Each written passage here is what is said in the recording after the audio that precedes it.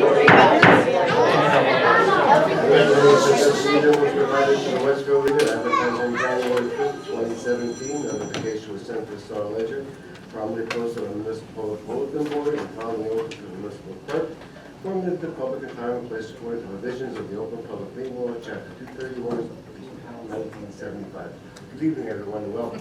It's nice to see a large crowd in the audience. Thank you. We will hear from our borough engineer, Mike. Let's go. I assume we're going to talk about curbing. Yes, I was asked to look at a curb on the Myrtle Avenue, and I had sent an email response regarding that. I trust that you all had that opportunity. So, unquestionably, there's a bulge to the curb caused by a tree. The timing of when that tree came down is anywhere from 1 to 3 years ago, apparently, last year. Apparently, the resident has requested this in the past. The street is not scheduled to be paved in the next year, as I understand it, through the 2 grant projects. So, the choices are to wait until you have a street paving project in that area, or you have to commit funds to do that at this time. It's strictly a financial decision. I'm sure there's more than that curb bulge around town. When I went to the street, not knowing the exact address, I saw 3 on Myrtle alone. So it's a question of whether you want to parlay these into, commingle them into a larger thing, and get some economies of scale, or just wait. Well, I mean, would it be better to do the ones that are all in disrepair? Can that be done in a separate thing? I'm not sure how that can be done, because some of these people have been waiting for years to get these rectified. Yeah, you could inventory the entire borough if you want, where these curb sections are, and then go out with either a quote if it's small enough, or a bid if it's going to exceed your quote threshold. 17.5. So you're not going to get a lot for 17.5. Well, maybe we could start with the older ones or Sure. whatever, but, these were all caused by town trees being planted there, correct? So it's our Absolutely. responsibility. Yeah. Okay. The only question I have, is, are these any type of a hazard right now? Is it hazardous the way that the curb is? Again, I only looked at 3 on Myrtle, prompted just by those the 3. one, so I haven't gone borough-wide, I can't comment on that. The one I saw, I wouldn't categorize it as an emergency where I've got a sinkhole or something that you have to do immediately. It's clearly probably been there prior to the tree being removed, so it could have been there for 3 years, 5 years, I don't really know. It probably has to be done. I could imagine it's a nuisance in that a car, if you parallel parking there and you're not envisioning that 10-foot section of curb being bumped out, you're going to hit the hubcap or the wheel on that more frequently than if it was a straight shot. Okay. So, again, it's financial. I mean, we could go out, certainly, and quote and do the one. You're going to pay for a contractor to essentially mobilize for the one location. You could put a couple together that would, at least on a unit basis, reduce the unit cost for these. Or you could, quite frankly, I could inventory on your behalf every street in town to see how many of these we have and give you a list. Then you could have a knowledge of maybe where you're going, how exposed you are from a Is it too late, Tina, maybe this is better for you to answer, is it too late for this, the curbs would apply for the infrastructure grant, correct? Is it too late to include that as part of the You didn't infrastructure fund grant? for that. You only funded for paving. So it's too late at this point? No, it's not too late. You amend the bond, put more money in it, and their bid specifications for the curb, because I'm telling you right now, it's going to be over 17.5. You can pick one curb. Go out for bid, and you could just do a separate bond. In fact, now you can do the same bond. But no, there is no money. The estimate for Center Street bids came in a little bit higher, so there's no change in that. Okay. I like the idea of inventorying all the curbs and then doing it as one project as a whole. As much as, of course, we want the curbs to be fully functional. I'd rather it seems to be efficient for us to try to do as many of these curbs, as I'm sure maybe we didn't hear complaints from other residents that haven't brought it to our attention. And so if we can do those curbs. Yeah, I could inventory every curb, by a drive-by, and then out of the car, if it seems to need that For some scrutiny. small evaluation with that address. Yes. You know, And then, quite frankly, there may be some that just stand out, that are really, you know, more drastic, or I don't want to say hazardous, but, you know, more of an issue. They may be bumped out more, they may be leaning, that type of thing. They may be longer in length. So I have no problem doing that on your behalf, is inventorying that, and then at least you'd have a better idea of what your, again, your overall exposure would be on it. Yeah, maybe get the ones that were It's just time, complained really, you know, about. it's easy enough to It do. sounds like They- we have a consensus to do that at council. Yes, and I just want to add, Mr. Disco, I appreciate that inventory, and Councilman Lazaro and I did take a drive around the whole town, and there's a number of parts that are missing curb completely, Okay. including South Avenue, which the county will pave the road, but they won't do the curb work. So that one's in some dire need of curbs. I've also had a complaint from one of the business owners on South Avenue, over on the Cranford side, about a curb near a water pipe, I believe. Okay. So this could be a really costly endeavor, but I just wanted to confirm, even within the DOT grant that we applied for and those projects, we don't have a way of just putting this one particular complaint in with that at this point? I know Councilman Lazaro asked about the infrastructure grant with the county, but what about the state grants, the DOT grants? We just made application for 2018, so you can't revise the application. Can't revise it this time, okay. But you got awarded in 2017 and you bonded for it already.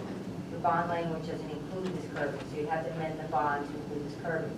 But in 2018, you haven't been awarded yet, you haven't prepared the bonding. You'll get that notification early next year. When you go to prepare that bond, you include this curbing. If Okay. you so choose to, in that bond ordinance, and then appropriate the funds for it. And So maybe we can go at it two-pronged. One is do the inventory, and then also, in the meantime, keep in mind that we could make the amendment next year, early next year, Sure. if need be. Are you, I'm sorry. I'm sorry, should I expand that inventory to the county roads? Yes. Okay. How come the county roads don't take care of curbing? There's a They- it's resolution just their in policy. place That's from our responsibility. 1939 that says the county just owns the surface. I did ask other towns too. They're consistent with that. Councilwoman Tedisco, Councilman Lazaro, when you did, I know we have sort of a hierarchy of the roads that are the worst, you know, what needs paving. Any idea about this block where that fell? Is it possible that it's going to come about in 19, or was this a pretty good? Quite honestly, it didn't make our list that we looked at and then came with, as a committee, up with a few recommendations we gave the council. But we did take curbs into consideration when we put together that list. But there are areas of town, quite honestly, much worse than the curb situation than that particular block. I actually went there just before the council meeting to check it out personally too, so. Yeah, it's not included in the 3 streets that you chose for next year's Correct. DOT. And according to the map that I was given by the administrator, it hasn't been recently paved either, so. Okay. And Yeah, we don't have that map. Yeah, just in review it, because I did look at our little, guideline that we made for ourselves, and it's definitely, we were trying to choose the ones that really were most urgently in need, so it's not, it had nothing to do with the year that it was paved, it had more to do with comparative looks and the feel for the roads, so, but yeah, I think that we should get an inventory of the curves, and from your perspective, since you have a better sense of Yeah. what is I really mean, a safety hazard. From driving just the length of Myrtle, it appeared to me to be the worst of the 3 that I saw, but I couldn't tell you, I couldn't compare it to anywhere else in the borough. I just haven't had that exercise. That So, would be yeah. great if you could. Yeah, that'll be great. So it wouldn't be hundreds of these. You It never know. very well could be, Councilwoman, from going out and driving every street. It took 3 hours, and there's quite a bit of curbs that are either Well, I missing guess or once we get damaged. the whole inventory, then we can break it down, maybe how long somebody has had an issue with it. Maybe they've been there for 4 years and they've been, so we can like break it down that way and see how the best way to do it is. And then look at the finances. Well, of course, the finances first, and then we'll work out what can be done, and then we'll work down the list. Yeah, it'd be difficult to determine how long somebody's had the problem unless they physically tell you. Well, unless they complained, unless there was a complaint from the homeowner, then we would have no way of knowing about that, so. Thank you. Okay, Council? Thank you very Yeah. much. Scott, thank you very much. Thank you, Thank you. appreciate it, I'm all See you. for the Okay. Thank you. Thank you, nice to see you. Nice to see you, Tim. Thank you. Council, right now, I have to suspend the regular order of business to present the mayor's award to the Norwood Girl Scout Troop. 1, 2, 3. Ms. Bloomside, would you please join us? Thank you.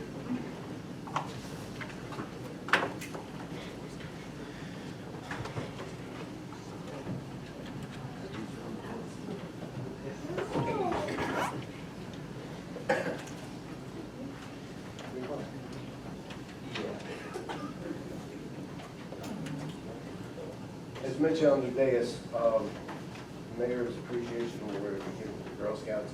We have a certificate for the leaders and 16 Girl Scouts. So I'll just read as it be presented, then Councilwoman Lewis, I'm going to say a few words on behalf of the project. Okay. On behalf of all the citizens of Garwood, and it gives me great pleasure to present the Mayor's Appreciation Award to Garwood's Girl Scout Troop 40123, who have recently earned the Bonds Award by sprucing up the school bus station at the corner of North Avenue and Warwick Street. The bus shelter is owned by the Garwood Lions Club, who approved their project. You have demonstrated your creativity, your artistry, this beautification project depicting Garwood's small town, big heart motto. The entrance of the Scouts, Garwood Lincoln School, teachers, and members of the fire and police department all take the shape of the giant heart on the back of the bus station shelter. This project will be viewed for many years by residents, commuters alike, with great pleasure. I also wish all of you the best success you can obtain with Girl Scout career program. Thank you.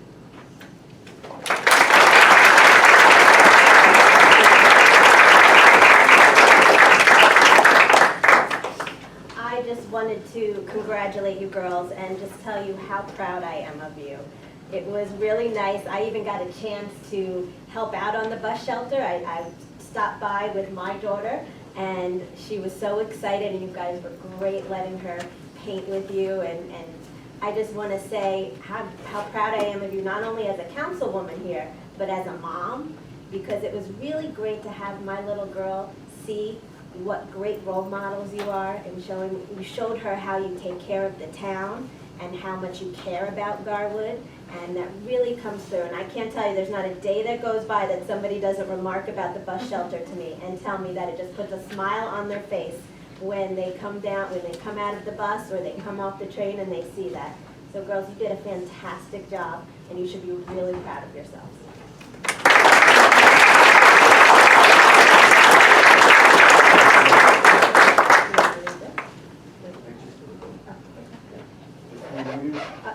The leaders, Maria Cortese, Denise Cafiero, and Patricia Henkel.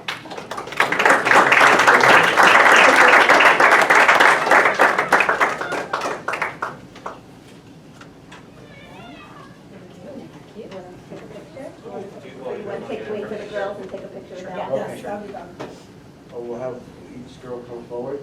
Do you, Maria, do you want to call off their names Sure. Okay. so that everybody knows them and they can come up one at a time to get their certificate? We'll start over there. Okay. Alyssa Schlauberg.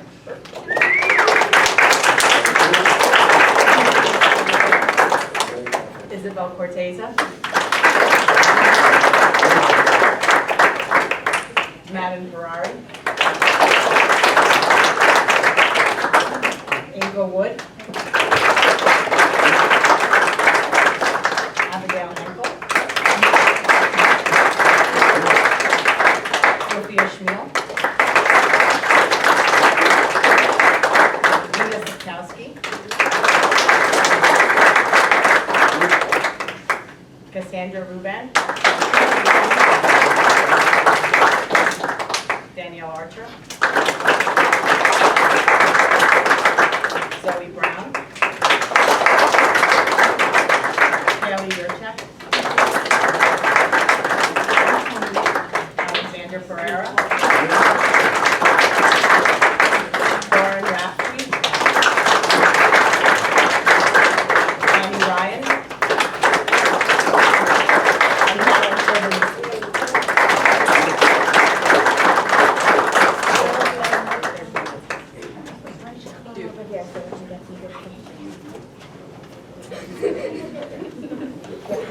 here. And turn around to that side so that you can have, you go in the front. You guys in the front. I know what that's like. I'm not sure. I know what that's like. Abby, you have to hold it back. Wait, we have to hold it. Can we do one with just a little? Kaylee, you're standing against. Annie, can you? Yeah. Lauren, pin down. Wait, we have to be able to see the mayor. Where is everybody? You want home? So we can you move it? And Lauren, come over on this side of.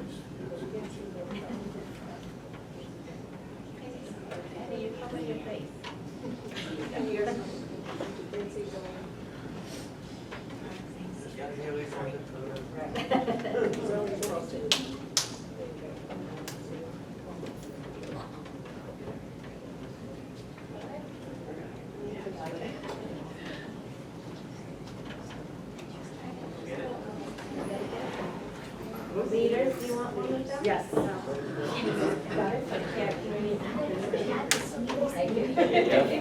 have like a thousand. Yeah, basically hundreds of photos at this point. You have no more space.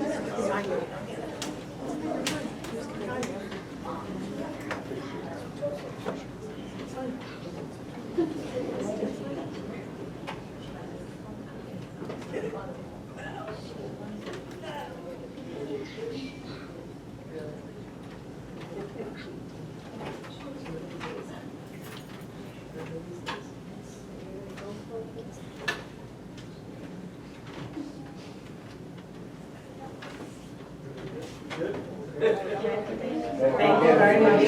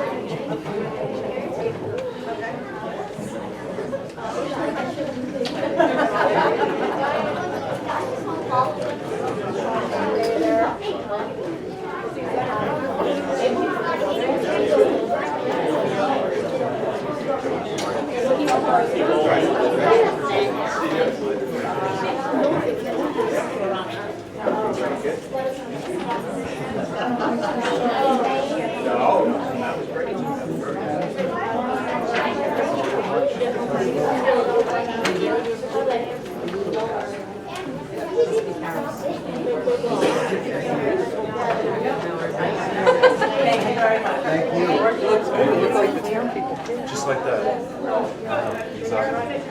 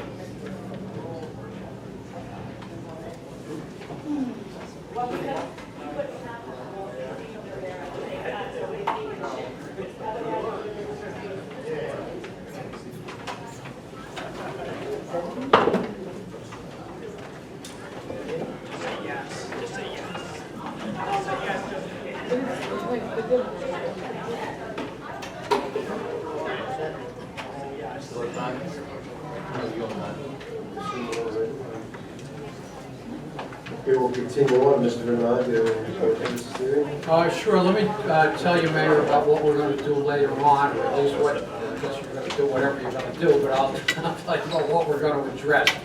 So, I appeared before the planning board on October 11th with the 3 ordinances that have to do with the compliance hearing and discussed with them the master plan and the 3 ordinances. The planning board voted to adopt the master plan that was prepared, and also was prepared in accordance with the draft summary plan that you approved of when we voted on the settlement agreement and went to court in, I guess it was early April. So on the 3 ordinances, the planning board recommended that they all be adopted. I have forwarded to you the resolution that the planning board adopted. One of them, they recommended be adopted without changes. They indicated that they were all consistent with the master plan as it's amended, of course. The development fee ordinance, it recommended be adopted. The affordable housing ordinance, they had a couple of questions and recommended a change, which I thought was going to be a problem because I thought at the time that it conflicted with the Uniform Housing Affordability Control Regulations of COA. I indicated that to the board at the time and explained that I would, that the ordinance could be adopted with that, and then I would come to you as I am telling you that you cannot adopt the first recommendation that they made with respect to the affordable housing ordinance, that is to give the option for the number of bedrooms in a mix to the borough rather than to the developer, because as I indicated, it conflicts with the Uniform Housing Affordability Controls. As I said, I suspected that. I thought that was the case when I appeared before the planning board, but I didn't have the regulation handy. On the second recommendation on that ordinance, the board thought that PURD, which means Planned Unit Residential Development, should be spelled out. And as I indicated, had that suggestion been made originally, I probably would have gone along with it, but at this point, in view of the fact that you can't make the first change, I don't think it's worth the time, effort, expense, republication to make a change to change PURD to Planned Unit Residential Development. It has no substantive difference at all. It just, it's identified in the regulations, so it doesn't, it's not as though we don't know what it is. So my recommendation on that ordinance, that is the affordable housing ordinance, is that you adopt it as it was originally presented and not adopt the planning board's recommendations, as I said, one of which is illegal and the other of which is not worth the effort. With respect to the third ordinance, which is the Garwood Mall overlay ordinance, the planning board made 3 recommendations, all of which the planner agreed were good recommendations. I am in concurrence to that extent with those recommendations. I spoke to the special master.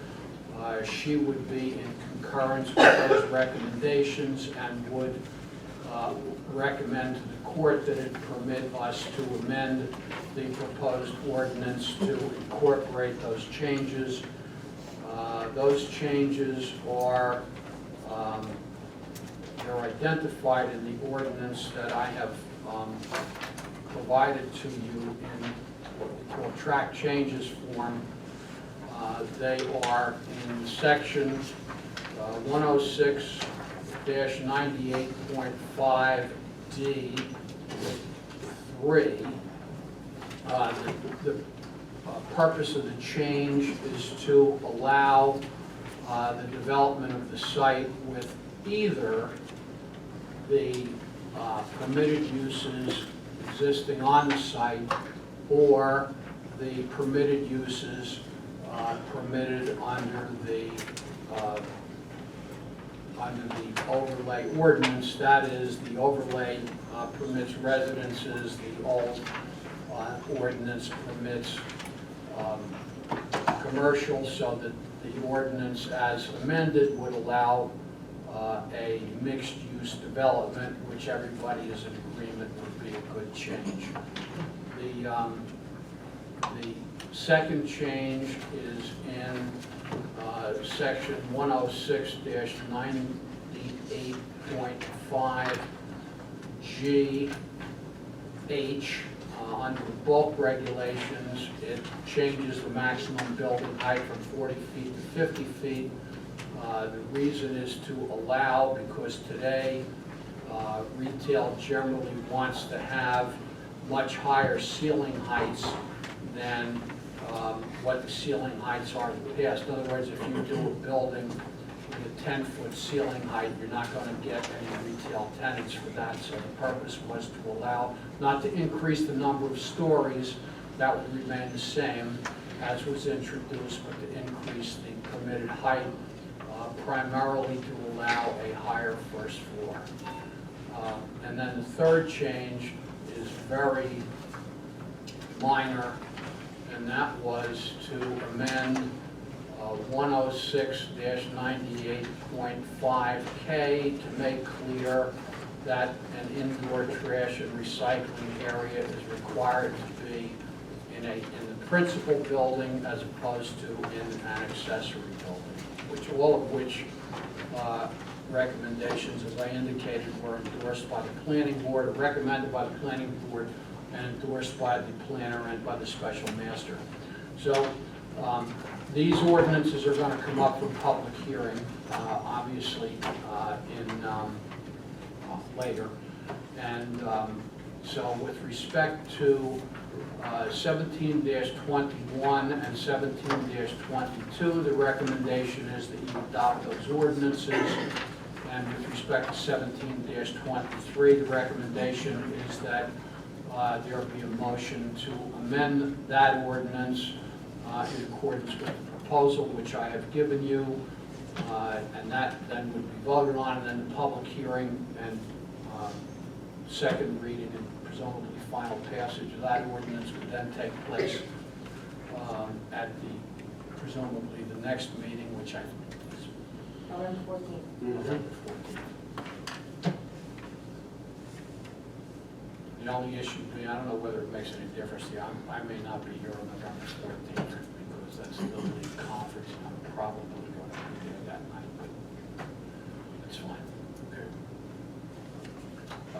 So, let's see, I don't think I have anything else, just let me take a quick, oh, I'm sorry.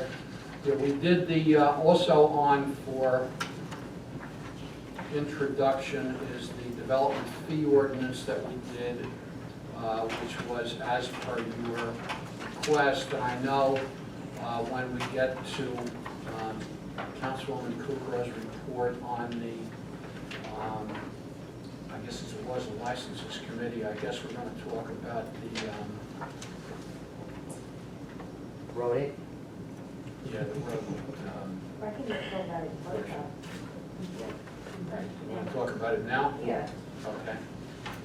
Let me just see if I have anything else before we forget. No. Okay. Let me pull that ordinance out. Oh, okay. All right, so I did prepare the ordinance in accordance with what I understood to be the instructions. I got an email from Councilwoman Kukrow who wanted some changes in it, so if you want, if the council wants those changes, I will make them. We just need to clarify what they'll be. And I guess I should make some comments on them. I don't know whether you will, what your copies of the ordinance with you, but one of the changes was a proposal to change the wording of proposed section 190, no, I'm sorry, 99-18.1.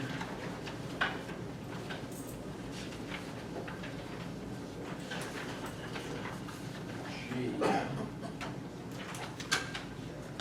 Yes, G. And specifically paragraph 4 of G. The way that it was originally written was, and this came from the Westfield ordinance, it said failure to provide for written proof of inspection, has to do with rodents, vermin and the like, failure to provide for written proof of inspection and treatment as appropriate by a state licensed pen control service for insects, rodents, or other vermin upon notice of violation from any agent of the Board of Health for all public or private property. That would be a violation, I should have said. And the proposed change is to take out written proof and inspection and the requirement of a licensed pest control service. So if you want that changed, then I can make that change. Well, we did have a couple other things, like I said, just so that they Right, I'm understand. only on that one right now. Right, so exactly, we're still so I'll running address time. that one. Basically, it was a matter, we thought that it was a little bit overreaching. I mean, you know, we don't want people that have limited funds to go out there and have to hire professionals. So we also felt that, you know, they could do it themselves and provide proof of that, you know, that would be sufficient. And I think the other thing was the amount of the charges for the violations. Who was gonna be enforcing it, which we did get, you know, word today from the Board of Health of who was gonna be enforcing it. So it was, you know, I mean, I think the fee was $50 to $1,000, which I thought was way too high, and possible jail time. I don't wanna be concerned residents that they're going to jail because they have a couple rodents in their backyard. So I didn't think that, we didn't think the laws and license did not think that was suitable. And also, I mean, because people were asking as far as who would be doing the enforcement, and it wouldn't be the Board of Health that would issue the summonses. I think everybody got a copy of that today, right? This is the email. This was the email that I called up Megan, and she sent the email over. And she also recommended, however, that we stick with the She recommended that we proposed stick fees. with the fees, but I didn't feel that was right. She figures because when it goes to the judge. So basically what happens is, the Board of Health would issue the complaint, you know, to the police department, and basically the Board of Health would issue the summons. And then it would go to the judge, which never enforces the maximum amount for non-compliance. The police would issue the summons, but the Board of No, Health. the Board of Health would do it. issue the summons, and it goes to court. They said they have the wherewithal of doing that. She said she would never want to put it on the Is floor. that it? So all the other towns currently have that range of fine, those that work. with We looked up a Westfield couple Board of other ones. We did, They were they're varied. slightly different, but Mr. Renaud, maybe you could speak to that, because I think the penalty covers more than just this particular Right. section. It's already existing and it covers. Count is existing and it covers the entire article. The issue, and listen, you could do it however you want, it doesn't matter to me.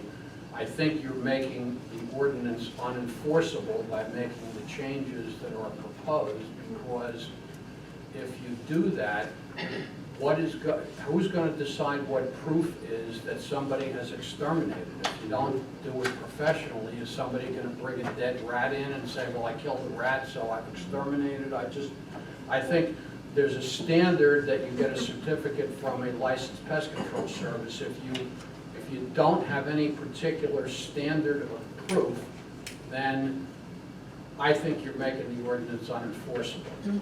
So that's, I feel I need to tell you that. Then the second issue is, I don't agree that what's proposed to be changed is less punitive than what's in the ordinance now. First of all, if we write a penalty provision for every single ordinance, it's not a problem for me to do it, but we don't generally do that. Usually have a range of penalties for any violation under a particular chapter.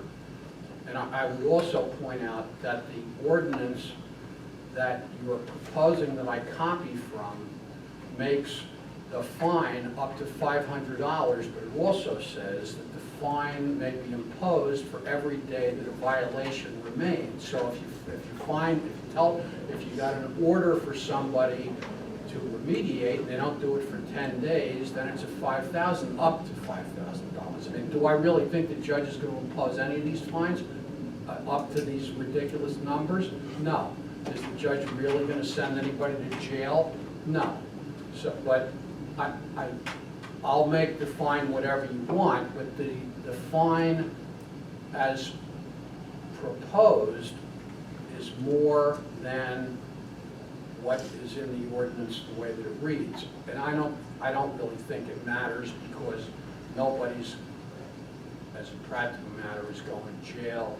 Nobody is going to pay $1,000 the first time that they have a rat in their house. But shouldn't it be, it should be spelled out though, because that option is there. Why can't that be taken off the books? Of what? I mean, I don't believe that an ordinance, you should have to look up, I mean, it took you how long to look up the ordinance of where the other thing was applicable to? So, I mean, people aren't gonna be looking through other ordinances, of which there's 5 million of them, too many as far as I'm concerned, to try and get this alleviated. I mean, Councilwoman Tedisco was looking there for 15 minutes.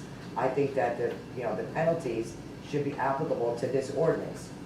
Well, when it is adopted, it will be in the book, and it says, it refers to the specific thing. Remember, you're looking at an ordinance in isolation, as opposed to looking at the code after the ordinance has been adopted. I know, and I don't mean that as a criticism. What I'm saying is that this has been going on for years. The council always is, has, no, I shouldn't say always has a problem, but you have to have some confidence that when you put it all together, that it's going to make some sense.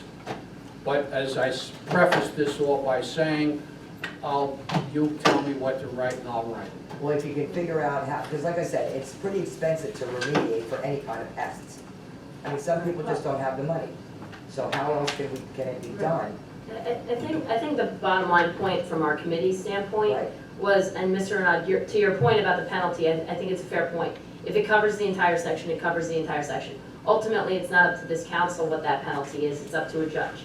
However, I think the greater concern from our committee standpoint is that once this was discussed at the last council meeting, a lot of people reached out to us, Right. especially me, and were saying basically, why should all the onus be on the property owner when you might have a rat burrow on your property and it's not even really your fault? It could be in the vicinity, it burrows on your property. It could be as simple as you have a garden. That's food for rats, so you could have a burrow. And plenty of people said, look, I can take care of it myself. I can throw poison down the hole, close the hole, and be done.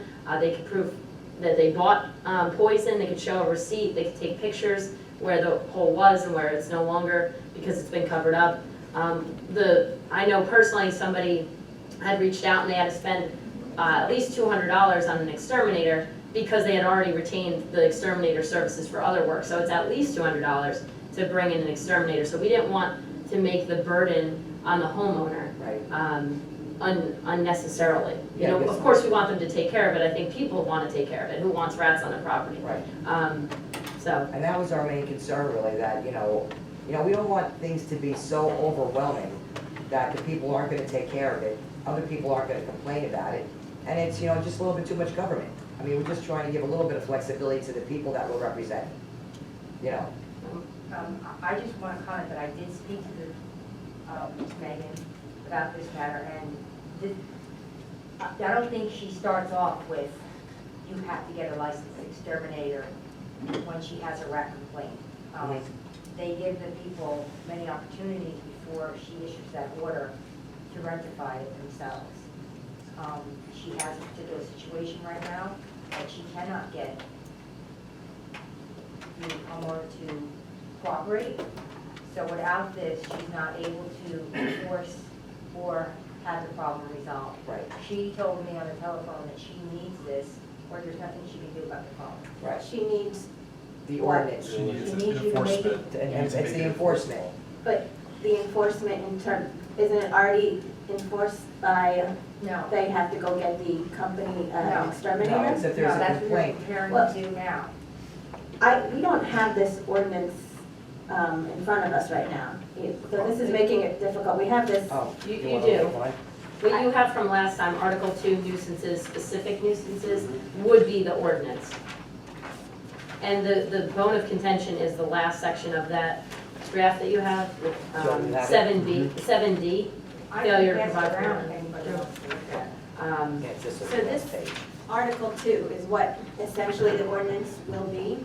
This is what it will say. It's going into an ordinance, going on section of the code that's, More, okay. yeah, that's larger. Yeah, so the things we were changing was in, 7D on my Seven. paper. But Yes. Yeah. Megan called me and said, if you take out that part that you're proposing to take out, that she can, I'll use the word Is there some kind of force a compromise resident to that- hire an exterminator, then the problem that she's dealing with will remain, and there is nothing she So can do. she's saying do not change this. She says, if you take that out of here, then she has no power to That's enforce. what- This is still not saying the same thing. Right.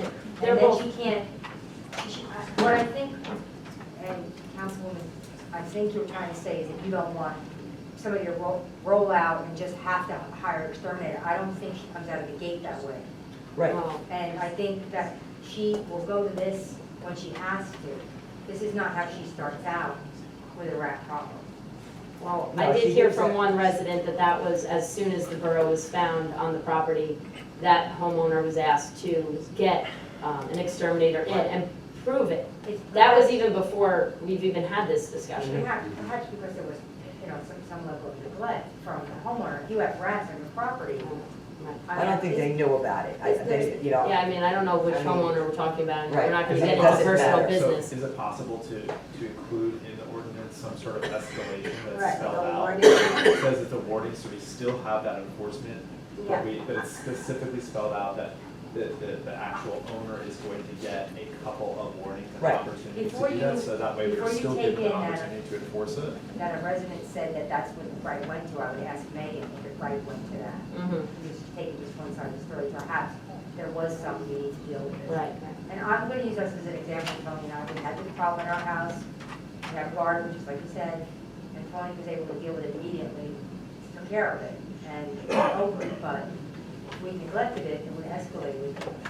You know, Perhaps that we might be- could put something in there Yeah, I mean, about that might be a good escalation. idea, that if they get a couple warnings and it's not taken care of, like I said, I'm just trying to look out for the people, because I know how expensive it is No, to I do. understand. I just worry about taking that out completely, leave no enforcement at all. Right. If you want to So- go back to your committee and research, you want to. Mr. Renaud, do you have any suggestion about how we should word it Yeah. so that it's an escalating, next, A so it's compromise on that. escalating, so it's a compromise?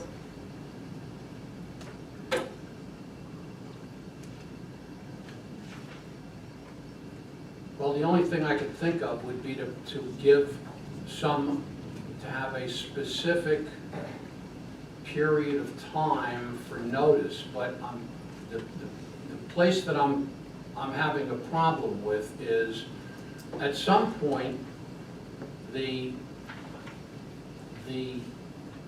again, this goes back to the judge. You have to hope that the judge is not going to throw somebody in jail, and you also have to hope that the person who represents the Board of Health is not going to come out here like a stormtrooper and issue summonses and order everybody to do things. I mean, that's an enforcement issue. It's like, it's like your traffic ordinances and your parking ordinances and everything else. I mean, you hope that the police will use an amount of discretion, that they're not gonna, do things that are unreasonable, and you have to expect that the agent of the Board of Health is not gonna do stuff that's unreasonable.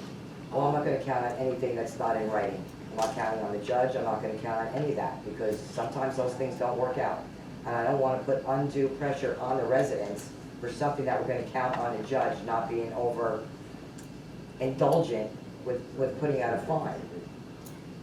I just don't Well, want. as I said, I will write it any way you want, As I said but I before, am I not think- guaranteeing that it'll be enforceable, that's all. If you I start, think the committee should go back and do some more research.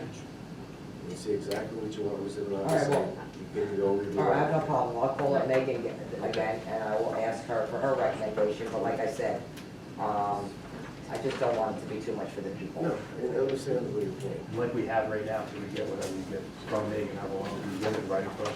You know, that's why I had her email this to me, so we had it Just ready keep that so I going. can present. Okay, Yeah, very that's all. I'll email her tomorrow. Okay, anything else, Mr. Bernard? No, that's all, thank you, Mayor. Okay, moving on, any unfinished business, the council? Wait a minute, whoa. Skip me first of all. I apologize.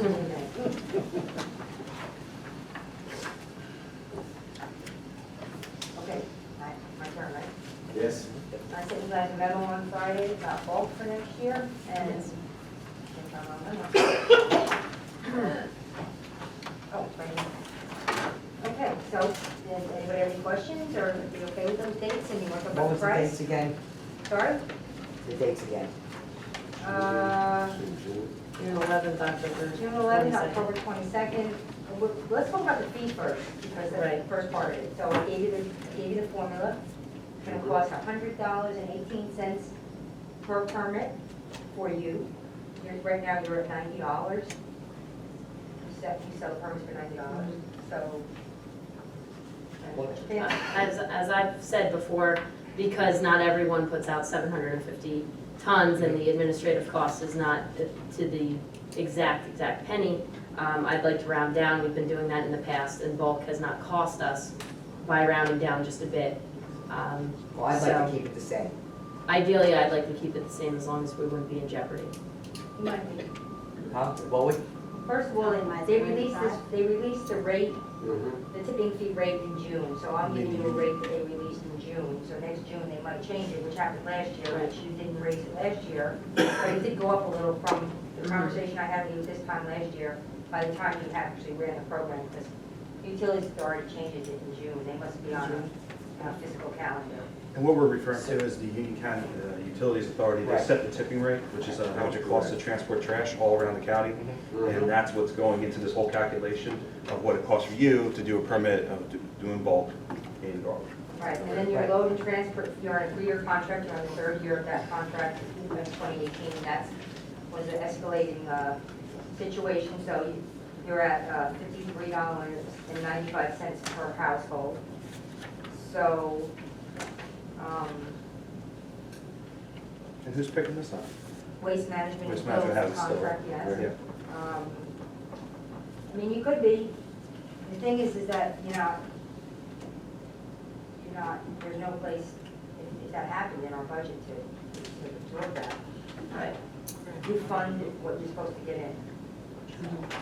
You started this off 3 years ago, this will be your 3rd year of this way, and you kept it at $90 the whole time, you changed it, but it has gone up. has it cost the town any money? But it will cost the town money. I didn't get the bills yet for last bulk. I don't think so, Well, if it hasn't cost the town money, I don't see any reason why it can't stay the but same. it could. You asked me if there was a chance for a risk, I have to be honest with you. It could. Now it's $10 more than you're charging. So, I don't want to have to tell you that it went over and then you say, how'd you let that happen, so. I think 95 would be appropriate, just in case there's an upscaling price in June. And if there's not an upscale on the price? There's no There's no upscale in the guarantee. price. It's There's gonna no go up. upscale. This is the price, okay, and you're allowed to put out 750 pounds Right. of garbage. Not every house puts out 750 pounds, and we watch real closely to make sure nobody puts over 750 pounds. So when they pick up the garbage and take it to the dump, the tipping fee is collective, not individual. So if I put out 500 pounds and you put out 850 pounds, because it's not an exact Right. science, they kind of offset each Right. other. If next year, every single resident puts out 750 pounds of bulk by some crazy reason, you would go over. But has that ever happened? No. Could that happen? Yeah, I guess. But it has not happened. And I didn't check this last time, and I don't think, How much was the fee last year? no, 90, we didn't raise it No, I'm last saying year. how much was the fee that they were charging in that they said that they were gonna charge for last year. You mean the vendor? Correct. The second year, which was this year, 2017, was $51.95 per permit, and 2016 was $49.95 per permit. And of course, the tipping fee has gone up, as well as the load transfer fee over the last 3 years. We kept it flat for Kept it 3 flat. years, and you see the transport fees going up 3 to 4% per year, and the tipping fees going up too. Can we just take the administrator's recommendation? to I would agree go with The fee that she $100 came up to, $100 is fine, Yeah. as far as I'm concerned, because we've left Okay, it look. flat for 3 years. Well, I'm not happy with that. I like Yeah, compromising makes at sense. 95 personally. I would be willing to go Because along with we've been 95. able to with, so the tipping fee plus load and transport fee, we're looking at $91.07, plus 10% administrative fee, which I've spoken about before. I think we can safely say $95 will be okay. $90 is risky, I see the point, but And we have 95. I also will say that, I mean, this is how much it costs. It seems more logical for us to go $100, in my opinion. Well, I would prefer 95, preferably I want both back, but I mean, if we have to do this, I would do 95. I would do 100. I would. I think it's the Since we have a 42 unofficial vote. responsible thing to do. And then we have a 4-2 official vote. I guess so. Unofficial, Sarah, Ellen. I'm sorry? We have an unofficial $100. I mean, I'm. If I could honestly- just make a comment, maybe to persuade. I honestly wasn't making a recommendation for 100. I personally would go in the middle at 95, but again, it's not, I'm not the one, I don't make decisions. As I was trying to indicate before, when we see 10% administrative fee, that's not exact science. The 750 pounds that each would be putting out is not an exact science, because there are plenty of times when residents put under 750, and like Ms. Ariam said, they monitor to make sure they're not Right. going over, at least not by any kind of extreme amount. So that's where, in past practice, our philosophy was, you take the total per permit, which right now we're looking at $100, and you can scale it back a little bit. And we've been doing $5, So yes. the Yeah, we total did. per permit last Each year year. was, It should have been What more was the last year, what we was the settled on total? 90. Right, so for example, if last year was 90, I don't have the paperwork in front of me, but I would bet it was probably, mid-90s so if before. in the mid-90s, and we went down to 90. Right, Right. usually we just And scale we it were down about okay. $5. Is that what you're saying, Tina? Is that, it was in the mid-90s from what we remember for the total per The permit? first year was 91, 97, and you started off with 90. Okay, And then the second year, I honestly, I didn't bring that piece of paper, I apologize, but it was like 90, I think $97 or something like that, It's if a I little bit remember. more each year. Yeah. I would just rather see the increment go up. If And it's you going to stay go at up only 90. $5, not $10. The administrative fee is really the cost involved in the mailing, which we don't do a separate mailing anymore. We stay on point to do one mailing, so you're not spending extra money. At the beginning, when we first started this, we had to do a separate mailing, because we were a little delayed there.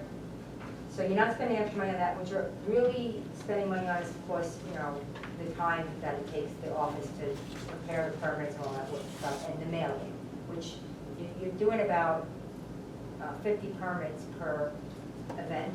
Mhm. So now it's just down to one mailing in that permit. That's it. We don't do, it was really time consuming and expensive when we did the separate mailing. But we're not doing that well, anymore. I think a $95 compromise is good, and then you see what happens next year. Maybe they won't go up next year. Yeah. Well, next year you either gotta go out for bid or we can extend this contract. All right, so we can worry about So that your next year. recommendation is 95, that's your To recommendation? be safe, that's what I would do if it was my decision. Okay, It's All right. fine. I feel more comfortable knowing that from last year, if it was 96, we went to 90, and we were fine, and I feel more comfortable with the compromise of 95. go with 95. Okay. Sarah, Ellen, 95. Okay. And then next matter is dates. The dates for the programs. This year, this year, I moved the spring bump up a little, and even though we had this conversation and you approved it, you all kind of gave me a beating about that. So I put it back to the beginning of June. It can't be the first week in June because of Starwood Rocks. So I picked the second week. I personally think they're too close together for spring and fall. And I personally think that June is a horrible month for people, kids graduate. There's a lot going on in people's lives, a lot of weddings, a lot of things like that. I don't think people want to clean out their garages. That's just my opinion, so I moved it up last year to a little bit earlier. Which one Like I was said, that? you want, Before Memorial Weekend. you want. Yeah, I think there's a lot of complaints about that, I think I Did you, brought that up. you do after the fact. townwide yard sale around this? I do it right after it, so you have the town-wide, and then the bulk follows immediately Right. after. And then people are very used to that, so they put out their stuff, and they don't put it away. They just leave it out, and then we come the next day with bulk. So that works out very well. Okay. I did not get any complaints whatsoever about the timing of the program for 2017. I got a couple complaints about the I didn't either. second pickup. Well, I do it around the same time every year. My office did not get any complaints. So anyway, I went back to what it usually was, which was the beginning of June, and then and the same time, it's been the same time in October for as long as I can remember, as long as we've been doing it, so. I think the key is having it coincide with the townwide yard Right. sale in the spring. So that's the weekend of June 9th. It would make sense that the people don't have to bring in their things that didn't sell, if they want to just throw it out. I don't think I mean, I'm sure there are people who would prefer it in May, there's people who would prefer it in June. To me, it's, 6 in one hand, half a dozen in the other. So I don't really have a strong opinion about the date, but I'm fine with You're yours. go with June 16th then? No. Well, it's June 11th. That's Father's That Day week weekend, up. you don't want to do that. That's Father's Day weekend, it's no good. Yeah, we don't want the June public- 11th. June 11th starts on a Monday and they go 9 for and the 10 week. is townwide. Mhm. There's nothing, it doesn't coincide with golf drops, and the kids are still in school, so people can devote their time to, what they want to do. All right, so what are the dates again? Townwide yard sale will be June 9 and 10, 2018, and the spring bulk program will be the week of June 11th. The last few bulks, it's only been one day. You only have like 40 in and out one day, but you have the whole week. And then the second one would be October 22nd. They're both Mondays. They start on a Monday, and if you ever got a lot, but the first year we did, we had like 180, so it took the whole week. But now we don't get that many anymore because people have this every year, and you're not seeing that many anymore. Well, plus you have somebody that picks up stuff and he's like cheaper. Okay. Well, I don't know. Cranford went out to bid on this, and their bids came in like over $300 each. Wow. 300 Yeah. Yeah. for the same 750 pounds? I don't know how they bid it, but Right. I just heard that's how it came in. The only thing that I would recommend, can we put this on the website, on the calendar, we have with the stars? It's always up there, Mhm. always. Always. But it's not prepared yet. I didn't start preparing the calendar. Yeah, I think it was on there last You have year. the- It's always up there. You also have the publication, too. I didn't see it Oh, up there. the garbage, it's in the garbage schedule, so that's on the website. And then I separately put it up there, just by itself, at the beginning of the year, after I made the garbage schedule. I put it up. It's always up there. But it's always on like the little calendars that come up. I didn't see it on there, because someone else put it up. I might not put it on the calendar, but it's right on, you can look on DPW, it's right there, bulk services, paperwork, everything. I could put it on the calendar, I just have to remember to put it on the calendar. Yeah, another star would be good. Yeah, if I don't remember to put it on the calendar, please feel free to ask me to put it on the calendar. Only if I remember, then I'll Yeah, they remember. see, we don't have that problem. But I don't, when I look at it, I'll probably remember. So we establish our dates now, Saturday? Yes, everybody agree? Yes. I agree. Okay, that's all I have. Any unfinished business? Have something small. A reminder of the Mayor Wellness Campaign will conduct an adult wellness program on Thursday, November 9th at 7 p.m. in our Barley ShopRite, Victoria. In-store dietitian will be leading the program. Topics will consist of quick and easy meal prep tips, healthy snacking, lower sugar options, and eating on a budget. The tour is free of charge, but registration is required. The tour is limited to 20 participants. Please stop by the service desk or call the store directly to register. All right, thank you. Any new business? Hearing none. Move on to comments or matters for discussion from members of council. Councilwoman Blumenstock. Just one thing, Mayor. If I can ask the appropriate committee chairs about where we are on the feasibility of hiring a part-time property enforcement officer. I know finance needs to be involved, obviously, I guess it was laws and I license. don't think we went into that last time, did we? Did we discuss that at the meeting before? We mentioned that we were investigating Yeah. it because we have to see if we would need to establish the position first. Is there, Yeah, we- do you have yeah, an we answer brought on You need to that? establish the position, and you also need to fix the property maintenance code. Right, Well, we asked are that ready, first. we are ready to have the property maintenance Right. code fixed. I've sent that to Mr. Anad. However, he recommended that we are prepared to hire someone. Otherwise, It's not having an on- ordinance with no one to enforce it makes no Position sense. is not in our code. All right, so that, because we Right. asked that question. That was what the question was. In other words, in order to finish the ordinance, and I do recall that I got it, it has to indicate who's going to enforce the ordinance, and I don't know that that's, I guess you're resolving that now, so now if we have, who's going, I don't know whether, and still don't know, are we going to hire somebody for the position, or are we going to expect somebody that has an existing position to do it? If we're going to hire somebody for the position, and we're going to have a position, then we're going to have to adopt an ordinance to create the position. Yeah, Yeah, I we think did. we should just create the position, Right, and that's then what we'll we figure out wanted who's to know. gonna put there. Could be one of us, or it could be An outside. an outsider, but we don't have to name that in the ordinance, you know, right? And we did have that shared services conversation, but it wasn't worth it. That They're not really entity looking told for a us. shared service, what Right, they said was so- you can hire a person. Exactly, so Right. that's why we would need to You establish a can hire position. anybody. Right. So can we direct Ms. Ariana to Well, take the let's do necessary the action? ordinance first.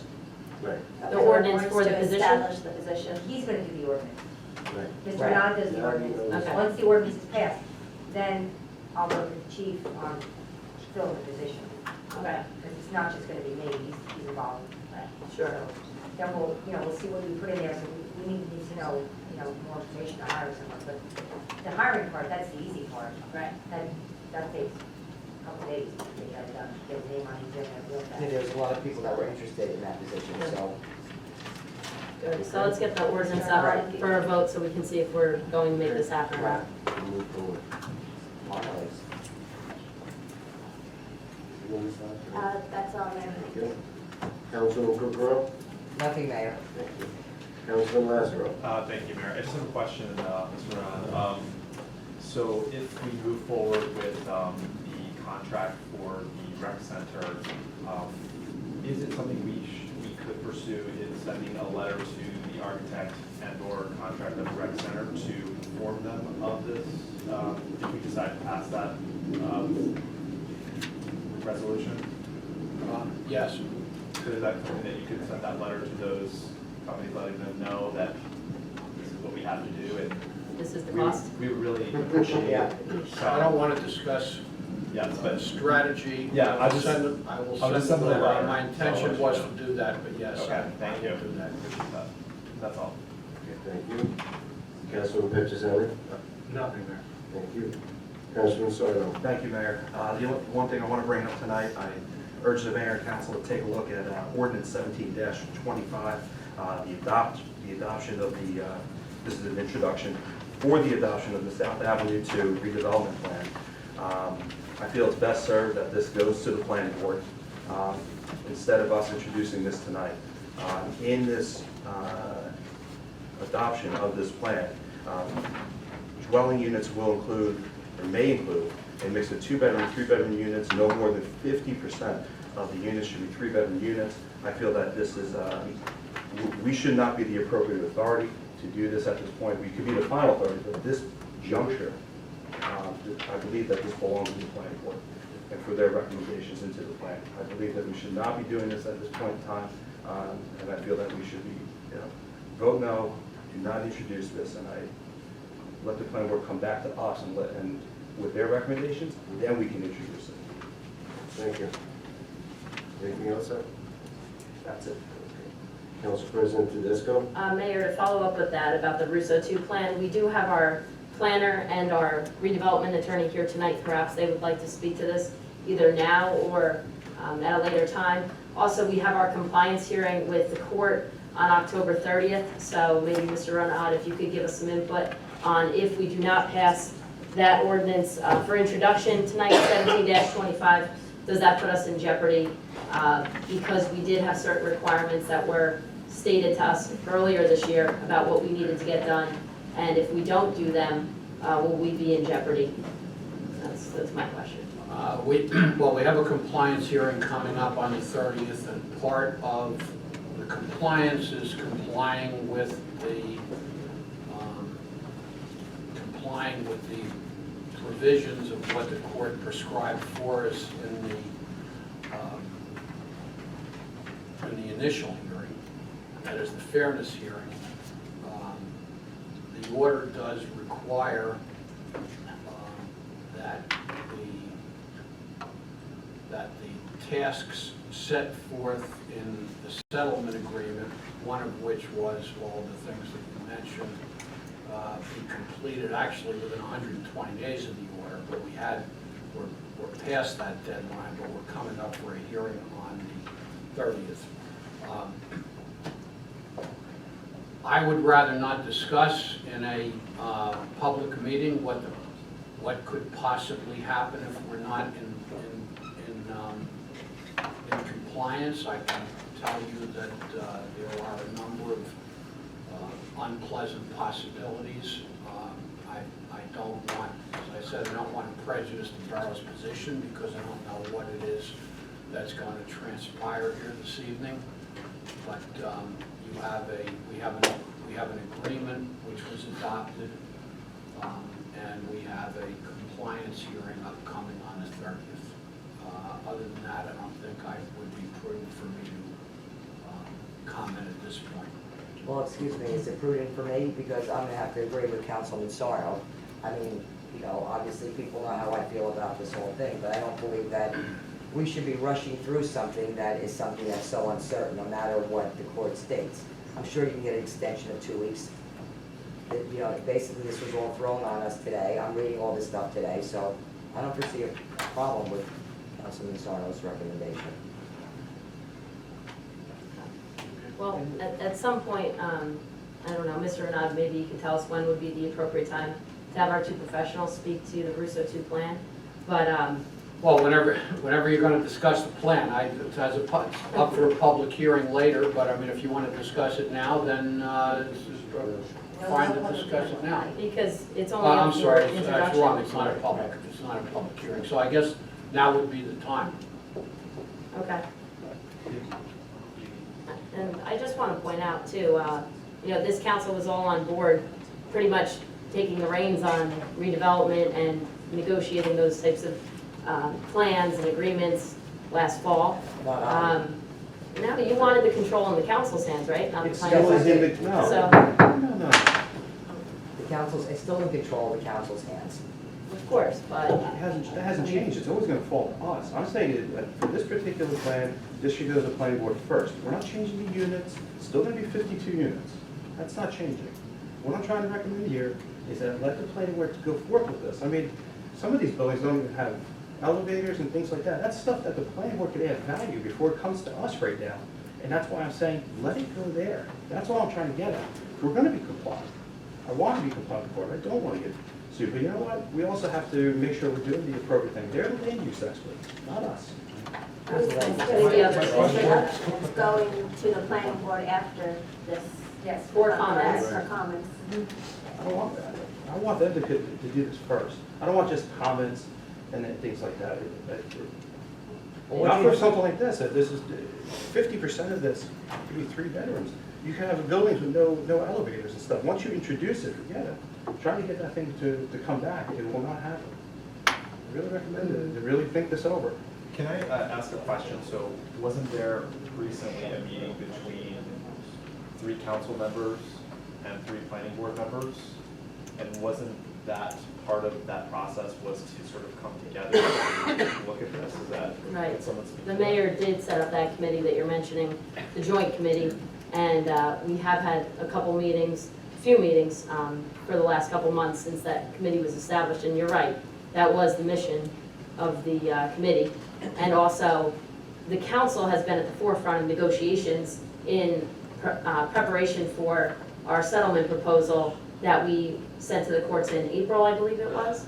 So, I mean, this is kind of Who's on the committee? going a different way from what we've been doing Councilman for the last year, at least, that the council's really taken the reins on this, compared to with Russo 1. It was really in the planning board's hands and negotiated there very, very far, ready for introduction last fall. But that's when this council said, let's table the plan, let's bring on a redevelopment attorney, let's bring on a financial advisor. We did those things, and we did the final negotiation for that plan. So this council's been in the driver's seat really the last year, compared to previously, it was more so the planning board being in the driver's seat. I agree with the So- council being in the driver's seat. Unfortunately, I don't like the whole conclusion of the whole council and the planning board. So, who was on the committee for that who was on the committee, Mayor? Councilman Sarno, Councilwoman Blumenstock, Council President Tedesco. We have the planning chairman, Mr. Green, the vice chair, Catherine Bellagio, and one of the members, Craig McCarroll. Okay. So maybe we can have our professionals discuss the Russo 2 plan. I can start really, I guess my Paul is here, so we can talk to the substance of the plan. I'll talk to the process raised by Councilman Sarno. There's, the plan, regardless of what happened, the plan needs to go to the planning board for their review and recommendation.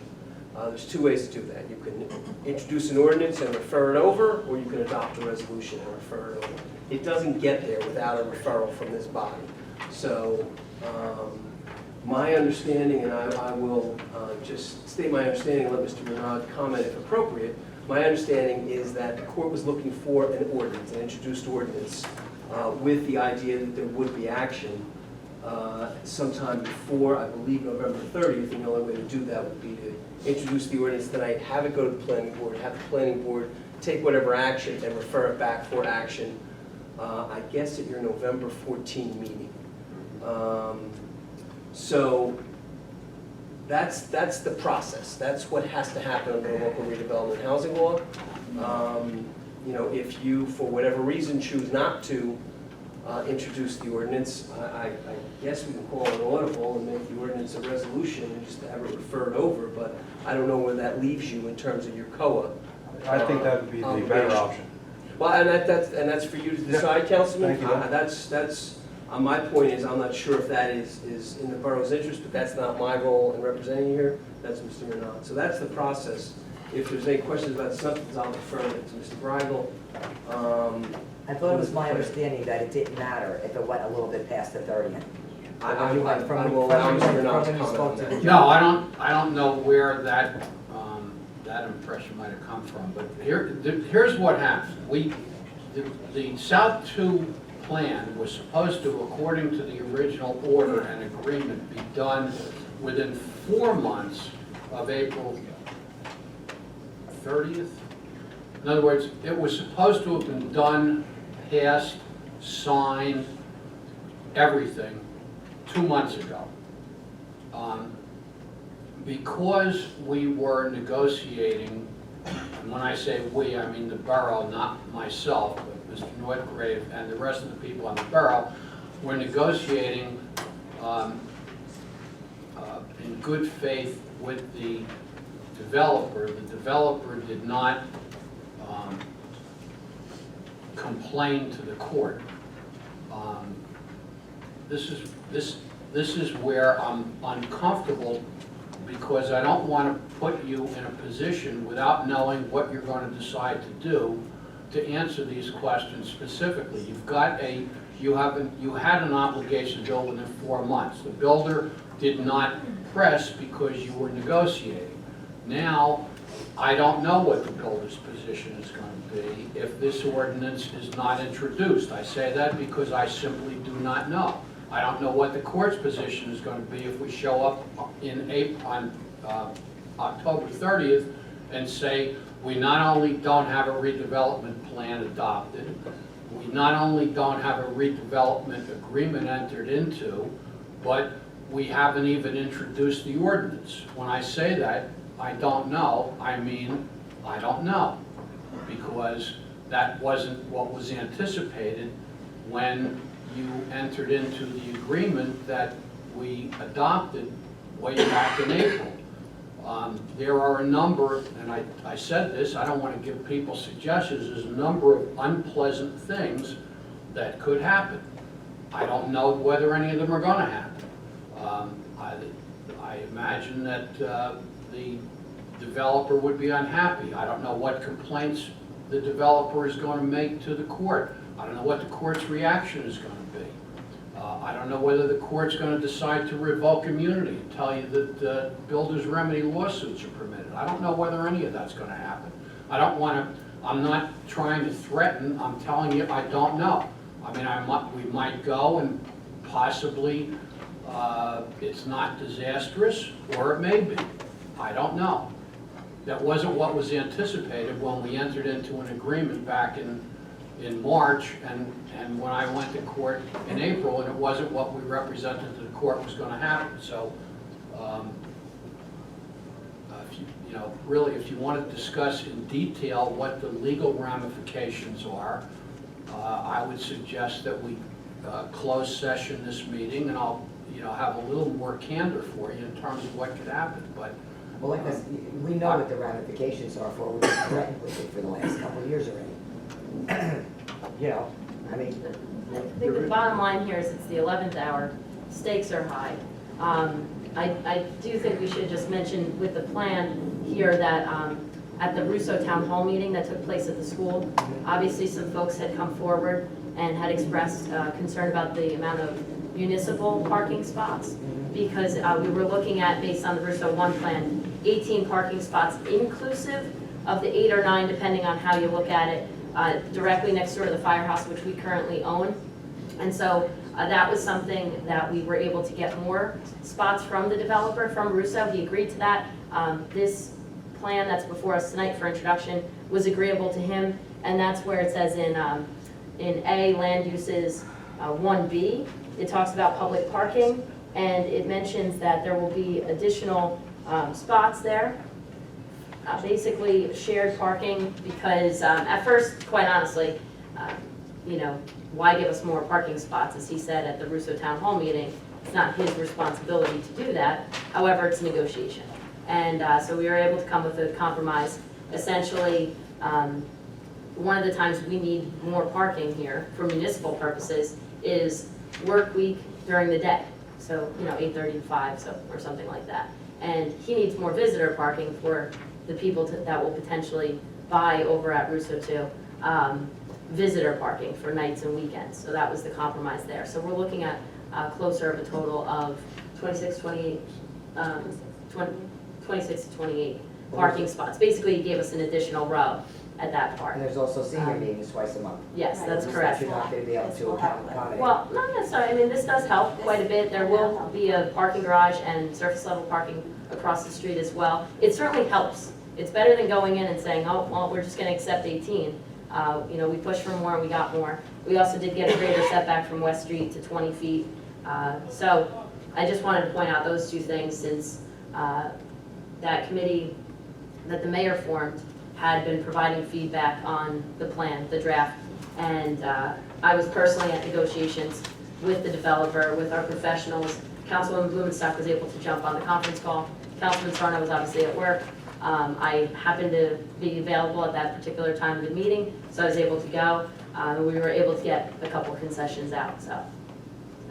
I might have done Mr. Greigel's job for him tonight with saying that, but. And in the process, there is a meeting of the planning board on November 8th, so that might, so. We're not doing any studies on school-age children on 26-3, three-bedroom units. All that revenue that could be coming from the other side of Russo 1 could also be sucked into what's going to happen over here. I have a lot of concerns. 4 buildings, you're going to lose a lot of open space in the middle. You're going to lose a lot with that particular thing, and I think that's something where the planning board could add that value. That's what they're there for. They are land use experts. For us to go ahead and do this without all the experts that we have in town and not having add their input first, I think we're really doing a disservice to Garland. So you're in favor of a resolution? Yes. I don't understand the difference. So what, can you explain why we should go a resolution as opposed to? You have a better chance at doing more positive changes prior to introduction than you do once you introduce this particular plan. You're not going to be able to amend it to the level that I'm even suggesting. It's best to do a resolution now, that way there's a little bit more leeway with the planning board to do some more positive things. Even with the risk associated with the special master on October 30th? With that risk, there's a bigger risk with 3 bedrooms over here that I'm willing to take. You think that's going to change? We're not changing the 52 units, we're still going to be compliant. In fact, our resolution, okay, that we're passing, that, you know, does the overlay, that talks about the development fees and whatnot, it doesn't even list 17-120 or 17-25 on it. So I really, for me, I think the real risk is not even letting it go to the planning board. That's the real risk out of all this, if you ask me. Perhaps you want to ask the redevelopment attorney about amendments and what's allowed and what the process is. Thank you, Mr. Mayor. I was actually just rising just for that purpose. Regardless, to your question, Councilman, if you introduce the ordinance tonight and the changes that Councilman Sarno suggests are made or recommended by the planning board, those changes will come back here. If they're accepted by this body, you will have to reintroduce the ordinance and then re-adopt. So, I laid out for you the process. Substantively, to answer your question, there really isn't a difference, because if they do make a substantial change, then the ordinance would have to be reintroduced, and in the other scenario, if you do a resolution tonight, the ordinance will be introduced at that meeting.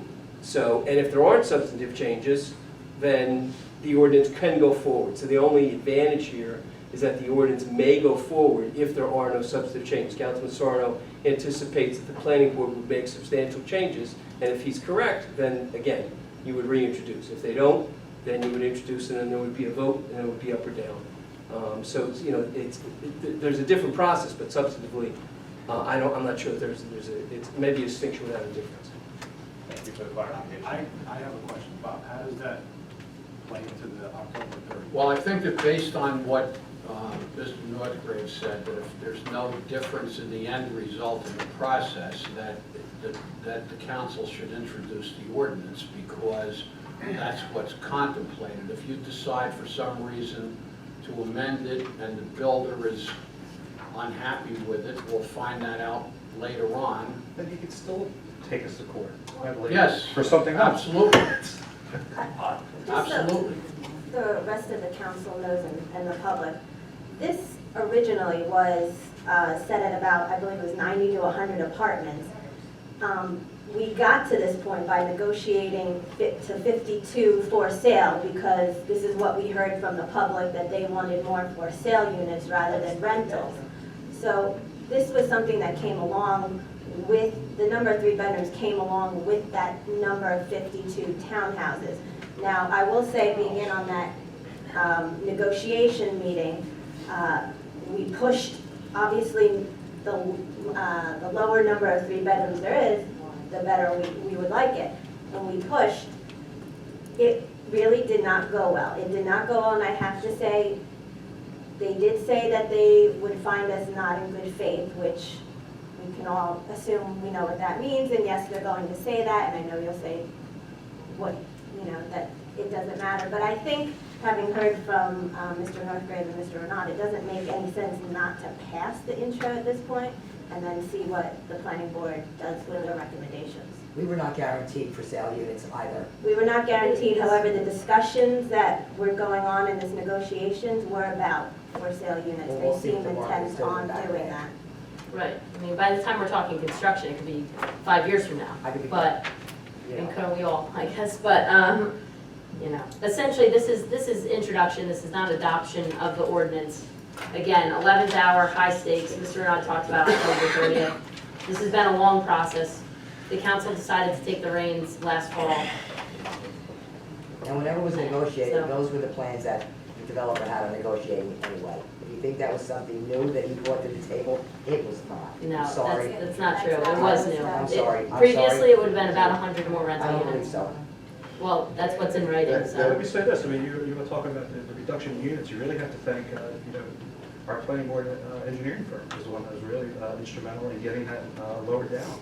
And the bedroom makeup really was not decided upon, that was just a concept plan brought to us by them, so I'll Planning disagree board, with you. I thought we did that on council, knock the Hey. units down from, Bob used it for his negotiation. Is there anything else? Hearing none, we'll move on then. Public comment, is there anyone in the audience that wishes to address the mayor and council? Please step to the microphone. You state your full name and address. Please limit your comments to 3 minutes. We're on the clock, so. Do you- Is there anything you'd like to say? Questions on the substance? No, I mean, do you need us to stay, or? Does anybody have any questions for Mr. Brown?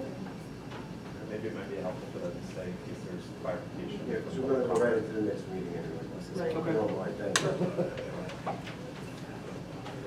Ms. Council. Mr. Mayor, Council, how are you tonight? In your stead, 320 Hickory Avenue, Garwood.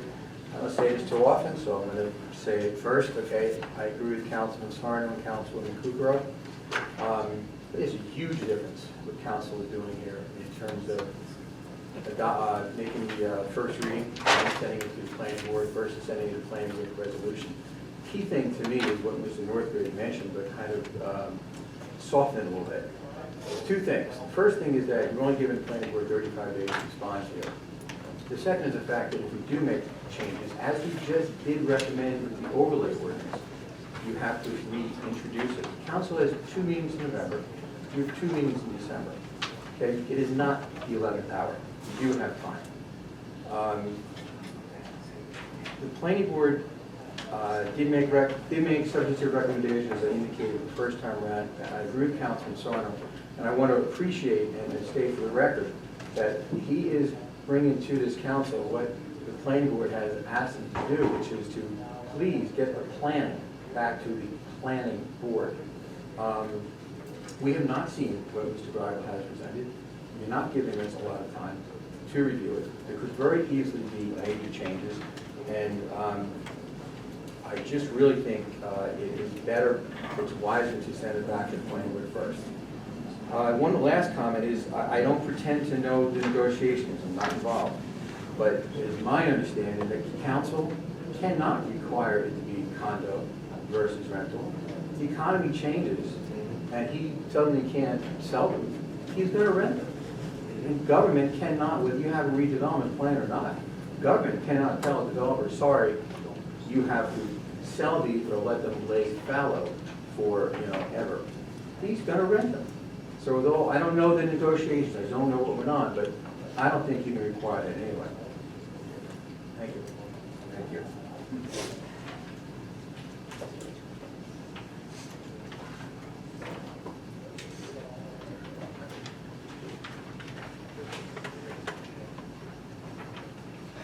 Good evening, Mayor.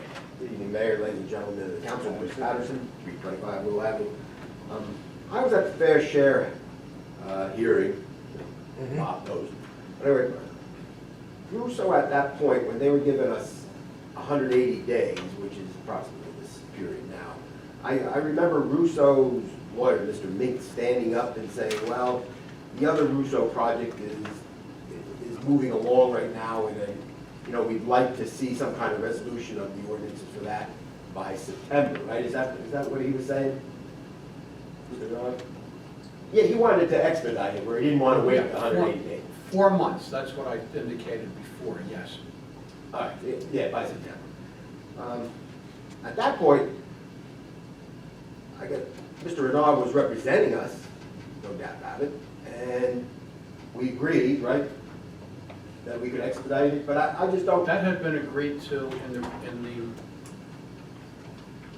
the settlement agreement before the hearing. That had already been agreed to. Oh, was it? Okay, I was just wondering if that was the first time it was being brought up, was in front of Judge No, I Cassidy. thought you had you have the settlement agreement. Maybe I do. I mean, you're talking stacks of paper now. Right? You were there. I've got it. Yeah, I was there, Yes, you were. and that's what I'm bringing up, that, Right. yes, he asked for a shorter period to expedite it, which Bob Renard agreed to, and I'm just wondering if. I didn't agree to it, the council agreed to it back on March 27th. I don't make any. That was within that agreement with the council. agreement. That's what That you're was saying. within That's what the you're saying. agreement. That was part of I'd the have to agreement. revisit the agreement just to see the word. So anyway, but yes, okay, so we are overdue on that. I guess it's nice of Mr. Russo to, you know, not press any issues, but just moving forward, yeah, we do have this special committee of 3 council, 3 planning boards, and this is the first time, this meeting is the first time, and Sarah said that there was a couple of meetings, that actually the public is getting some information of what's coming out of that meeting. In detail, surprisingly, which is great, you know, for transparency.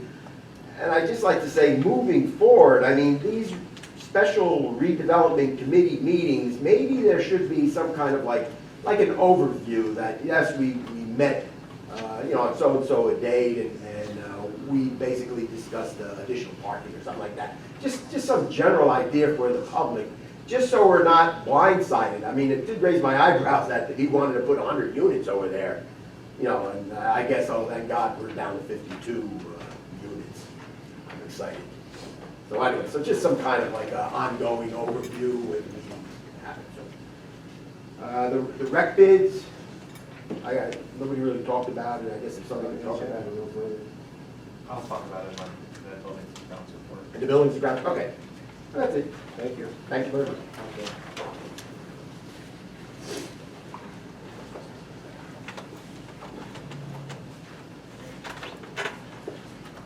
Linda Piruli, 55 Fourth Avenue. I just want to talk about this disgusting piece of trash I got in the mail on Saturday. Well, that is a political document, just so you realize that. Yes, I just want to make a comment because it involves one of the councilwoman's desk out. Thank you. And it also states on here that it was sent and paid for by the Garwood Republican Municipal Committee and by Joe Sarno, the treasurer. I would just like to personally say to Councilwoman Tedesco that I never saw this. I'm a committee member. I never saw it. Certainly never would have approved it. I know at least 4 of my fellow committee members never saw it, never reviewed it, never would have approved it. And I just want to make everyone aware of that. Thank you. Thank you. Thank you.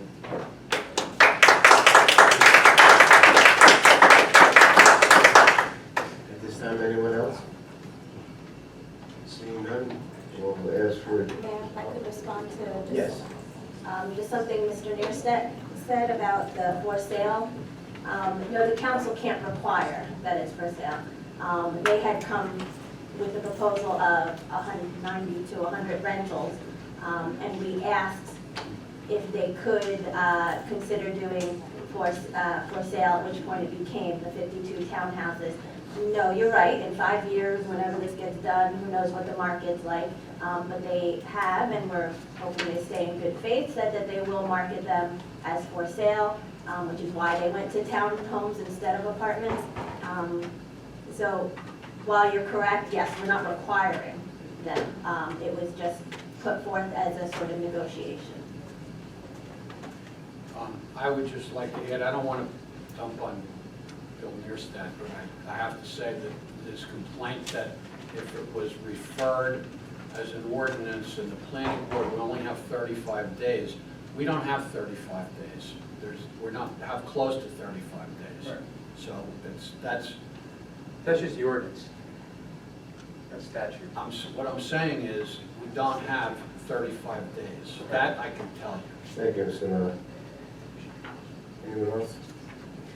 Hearing none, we'll move on the motion to adjourn. I'll make that motion. Second. All in favor? Aye. And we'll move on, council. Please rise for a moment of silence, salute to the flag.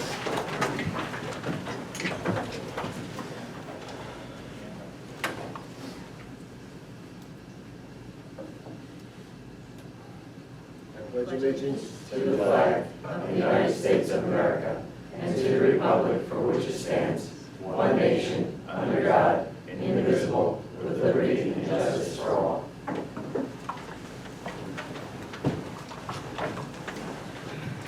And notice of this meeting is provided to the Westville Leader, advertised on January 5th, 2017. Notification was sent to the Star Ledger, probably posted on municipal public bulletin board and filed in the office of the municipal clerk, informing the public of time and place according to provisions of the Open Public Meeting Law, Chapter 231, PL 1975.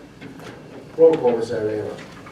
Mayor Lombardo. Here. Councilwoman Blumenstock. Here. Councilwoman Kukrow. Here. Councilman Lazaro. Here. Councilman Petrozelli. Here. Councilman Sarno. Here. And Council President Tedesco. Here.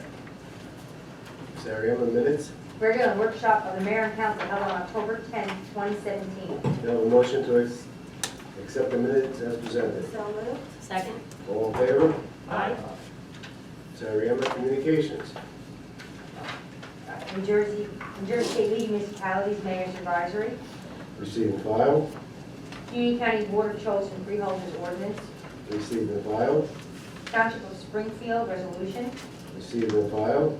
Horry Valley Sewer Authority Committee meeting. Receive and file. Bruce Patterson concerning solution to parking problem. Receive and file. James Matthew concerning disco conflict of interest. Receive and file. Recreation Commission minutes. Receive and file. Planning Board minutes. Receive and file. Public hearing on ordinance 17-21, 17-22, and 17-23 as advertised in the Westfield Leader. Mr. Ariema, please read ordinance 17-21 by title only. Yes, Mayor. Affordable Housing Ordinance. An ordinance to enact Article 14 of Affordable Housing in Chapter 106, Land Use of the Code of the Borough of Garwood to address the requirements of the Fair Housing Act and the Uniform Housing Affordability Controls regarding compliance with the borough's affordable housing obligations. Receive any correspondence? None, Mayor. Does anyone present wish to be heard concerning 17-21? Evening, council, mayor. I stand in support of this, and I ask that council, I think it's important to actually adopt this unanimously. And what I mean by that is not that I support every word that's in it. I think it's clear from my statements at the planning board meeting that I don't fully agree with every aspect of it. I wish that the council, the redevelopment attorney, and the planner had actually used the overlay zone at South Avenue and replicated it on North Avenue over the mall there, rather than having housing down at the paperboard company. I think that advances the master plan by having that development as close to the train station as you can get, because it's immediately adjacent to it, rather than having the housing down at the paperboard. That is not consistent with our master plan. We need to have ratables. We need to have commercial development along North Avenue, and that paperboard company, I fully believe, is not appropriate for housing, and that the North Avenue Mall area is. I also have concern, and I've been stated on the record as saying this, that there should be higher density at, I'll call it Russo 1, on the north side of South, as opposed to Russo 2 on the south side, because next to the railroad tracks is where the housing should be in part of the TOD. The master plan talks about having higher density along the tracks in the TOD, and then as you approach Willow and you go across street, across South Avenue, the plan that New Jersey Transit, that workshop and all the work they did years ago, actually talked about townhouses there. So that's nothing new. But this ordinance is what protects the borough. It protects the borough from lawsuits, it protects the borough from builder's remedy. I think every council member really should look upon this as if their vote was the deciding vote, and recognize that if you vote no, and what you're doing is allowing someone to sue us, because residents have stated that we're being placid, or the board was being placid in just approving this. Well, I don't really think we're going to win a fight against the Council on Affordable Housing. I really don't think the borough is going to do that. But if you vote no, you're taking away the protections of the borough. You're opening up the builder's remedy. You are allowing, I don't really think you're upholding your fiduciary responsibility to the borough, because the lawsuits and the costs that we place upon the borough that we would lose would be tremendous. So the document's not perfect. I hope that through the planning board site plans, I hope that through the planning board look at the redevelopment plans, we were able to amend some of the things that are in here. But in terms of taking action, the council needs to do it. And I gritted my teeth and voted for it, and I ask all the council members to grit your teeth and vote for it too. Otherwise, we are potentially losing a tremendous amount. Thank you. Thank you.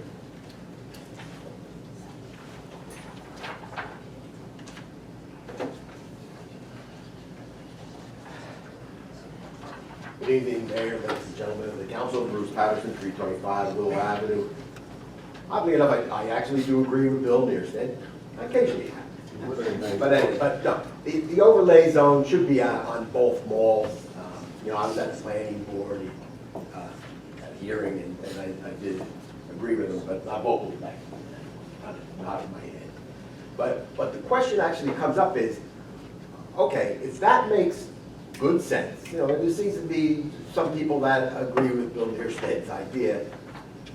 How far along are we where we can actually say no to this and change the overlay ordinance onto the North Avenue Mall from the Millen Industries Aeolian property? I mean, you know, can we actually do something now, or is it like it's always been? It's kind of like this snowball rolling down the hill. Our hands are tied. We cannot stop. We cannot stop. And that's the sad part. I think that's probably what the outrage of the public has been for all these months, is that there's just no stopping this. You know, that stop and take a breath. It's always like these dates, you have to meet these dates, or else the lawsuit, that's, I keep hearing lawsuit. So anyway, so that's a question maybe somebody could ask, answer. And just one other question. I really have, yeah, actually, I guess the question would be, and the same thing for the other two ordinances that are in front of you for approval. The question I do have on this one is, I noticed, you know, there's a lot of coverage for there's possible hiring of people, and I'm just wondering, is this actually going to possibly cost the taxpayers additional monies down the line when this is being put in place? Thank you very much. Thank you. Anyone else? Seeing none, do I have a motion to close the public hearing on ordinance 17-21? So moved. Second. Do I have a motion to adopt?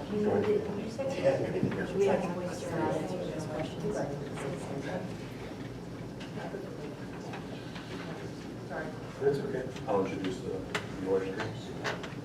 Have a second? Discussion? I was wondering if Mr. Renaud could answer Mr. Patterson's two questions. One was about moving the overlay at this stage in the game, and the other that he had asked. On the first question, the Cost of the answer, borough, right? on the first question, this is actually in response to Mr. Neerstead also. Remember, the short answer is no, because, again, all of these things were already agreed to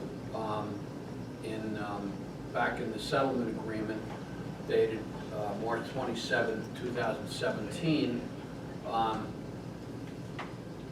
You know, could you? No. The answer is no.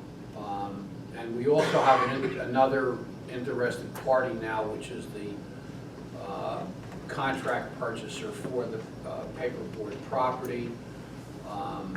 So the answer to could we change this at this point is no.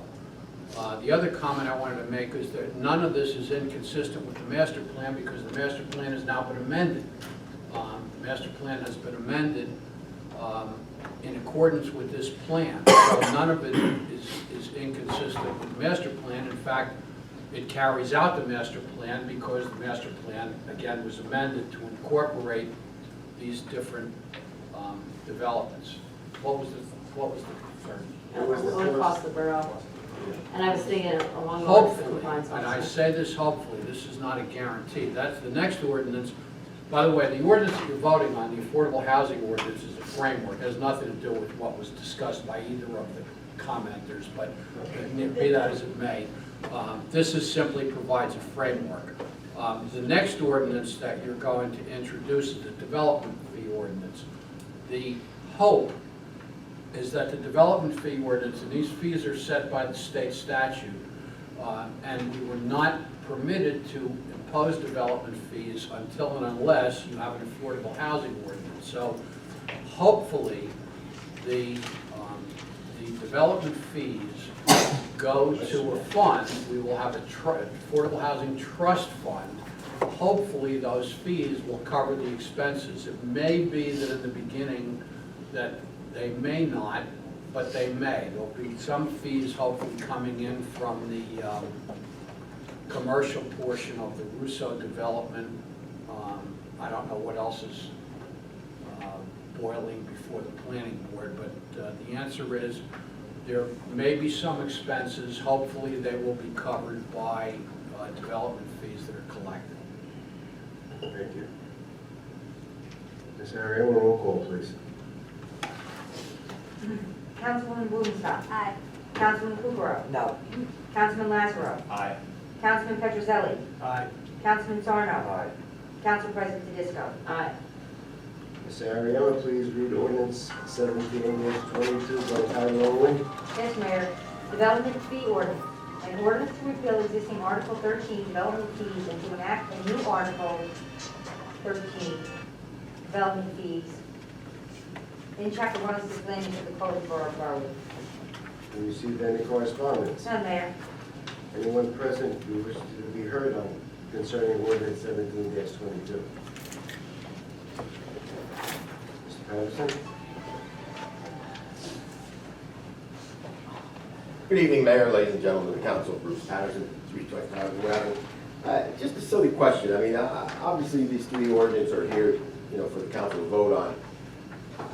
And I know by law the public actually gets to say something, but obviously, no matter what the public says, I would assume it doesn't make a bit of difference.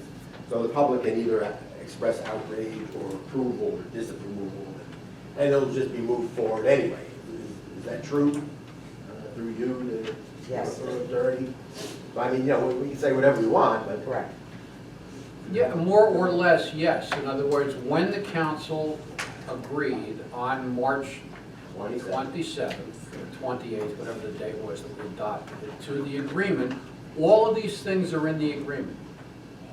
So, yes. So in other words, it's a contractual obligation. Housekeeping only, obviously. Yes, I mean, there's an agreement to adopt certain ordinances, and that's what we're doing. Okay. Thank you. Thank you. Do you have a motion to close public hearing on ordinance 17? Second. Do you have a motion to adopt ordinance 17-22? So moved. Second. Discussion? Hearing none, roll call, Ms. Ariano. Councilwoman Blumenstock. Aye. Councilman Kukrow. Yes. Councilman Lazaro. Aye. Councilman Petrozelli. Aye. Councilman Sarno. Aye. And Council President Tedesco. Aye. Mr. Ron, this is the one you asked us to amend? Yes, this is the next ordinance, 17-23, is the one that is proposed to be amended. And incidentally, if you're wondering why it is that we can do this, and I told you that we had to adopt the others, is because I had to go and get special permission from the special master and bring to her attention that these were done, and she agreed that she would recommend to the court that we could introduce this ordinance with these changes and then adopt it hopefully after adopted after the compliance hearing will be a condition subsequent, meaning it must be adopted in order to be in compliance. So the specific changes are, and I believe that you all have them, but I will just read them just to make sure that it's in the record. Section 106-98.5, the recommendation is to change subsection capital D 3 to read, development of the site of the Garwood Mall overlay zone is permitted for a permitted use authorized pursuant to the underlying zone or a use permitted in the overlay zone or both. The second amendment is in section 106-95.5H. Maximum building height change is from 40 feet to 50 feet. The last change is in subsection K of the same section. It will read, an indoor trash and recycling area for the collection and storage of generated trash and recyclable materials shall be provided within the principal buildings. Principal building. So if one of the council people in agreement with those proposed amendments would move to amend the ordinance, and someone would second, and assuming that if there is no discussion that passes, then the ordinance will be republished and will be listed for, again, the final hearing stuff. Do we have a motion on the amended ordinance? I'll move to amend the ordinance. I'll second that. I assume you have a discussion? I'm in agreement with Bob. Make it blunt. Okay, that's easy. Okay. Do we have a, I assume a roll call, Mr. Benoit? Yes. Roll call, Mr. Ariano.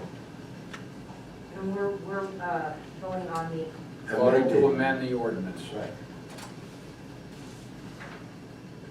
Councilman Blumenstock. Aye. Councilman Kukrow. No. Councilman Lazaro. Aye. Councilman Petrozelli. Aye. Councilman Sarno. Aye. And Council President Tedesco. Aye. Okay, thank you, Council. All right, so I guess at this point then, Madam Clerk, I think we should announce, when do you anticipate then that we'll be able to have the public hearing? Did we say the 14th? Yes, That's the yes. next council meeting, so we don't have to introduce this again now, we just have. No, a it doesn't have to public be hearing introduced and again. We have a public hearing and second reading on the 14th. Okay, public hearing on the 14th. So I did not publish this yet as adopted, so therefore I published it that there's going to be a public hearing. I published my I'm going to have to introduction give yet. you the language of Okay. the bill. Okay? Yes, our next council meeting is November 14th. Okay. Okay. Do you want Mr. Ariano? Yeah. Introduction.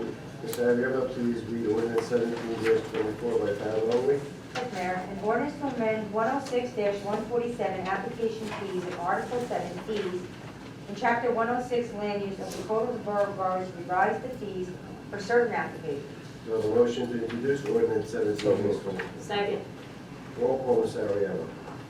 Councilwoman Blumenstock. Aye. Councilman Kukrow. Yes. Councilman Lazaro. Aye. Councilman Petrozelli. Aye. Councilman Sarno. Aye. Council President Tedesco. Aye. Mr. Ariano, please read ordinance 17-25 by title only. Yes, Mayor. An ordinance of the Borough Council of the Borough of Garwood, County of Union, New Jersey, adopting the South Avenue 2 redevelopment plan pursuant to the local redevelopment and housing law, NJSA 48:12A-1. Do I have a motion to introduce ordinance 17-25? So moved. Second. Roll call, Mr. Ariano. Councilwoman Blumenstock. Aye. Councilman Kukrow. No. Councilman Lazaro. Aye. Councilman Petrozelli. Aye. Councilman Sarno. No. And Council President Tedesco. Aye. Okay, moving on, council standing committee reports and other reports. Police, Councilman Petrozelli. Thank you, Mayor. This Saturday, October 28th, is National Prescription Drug Take-Back Day.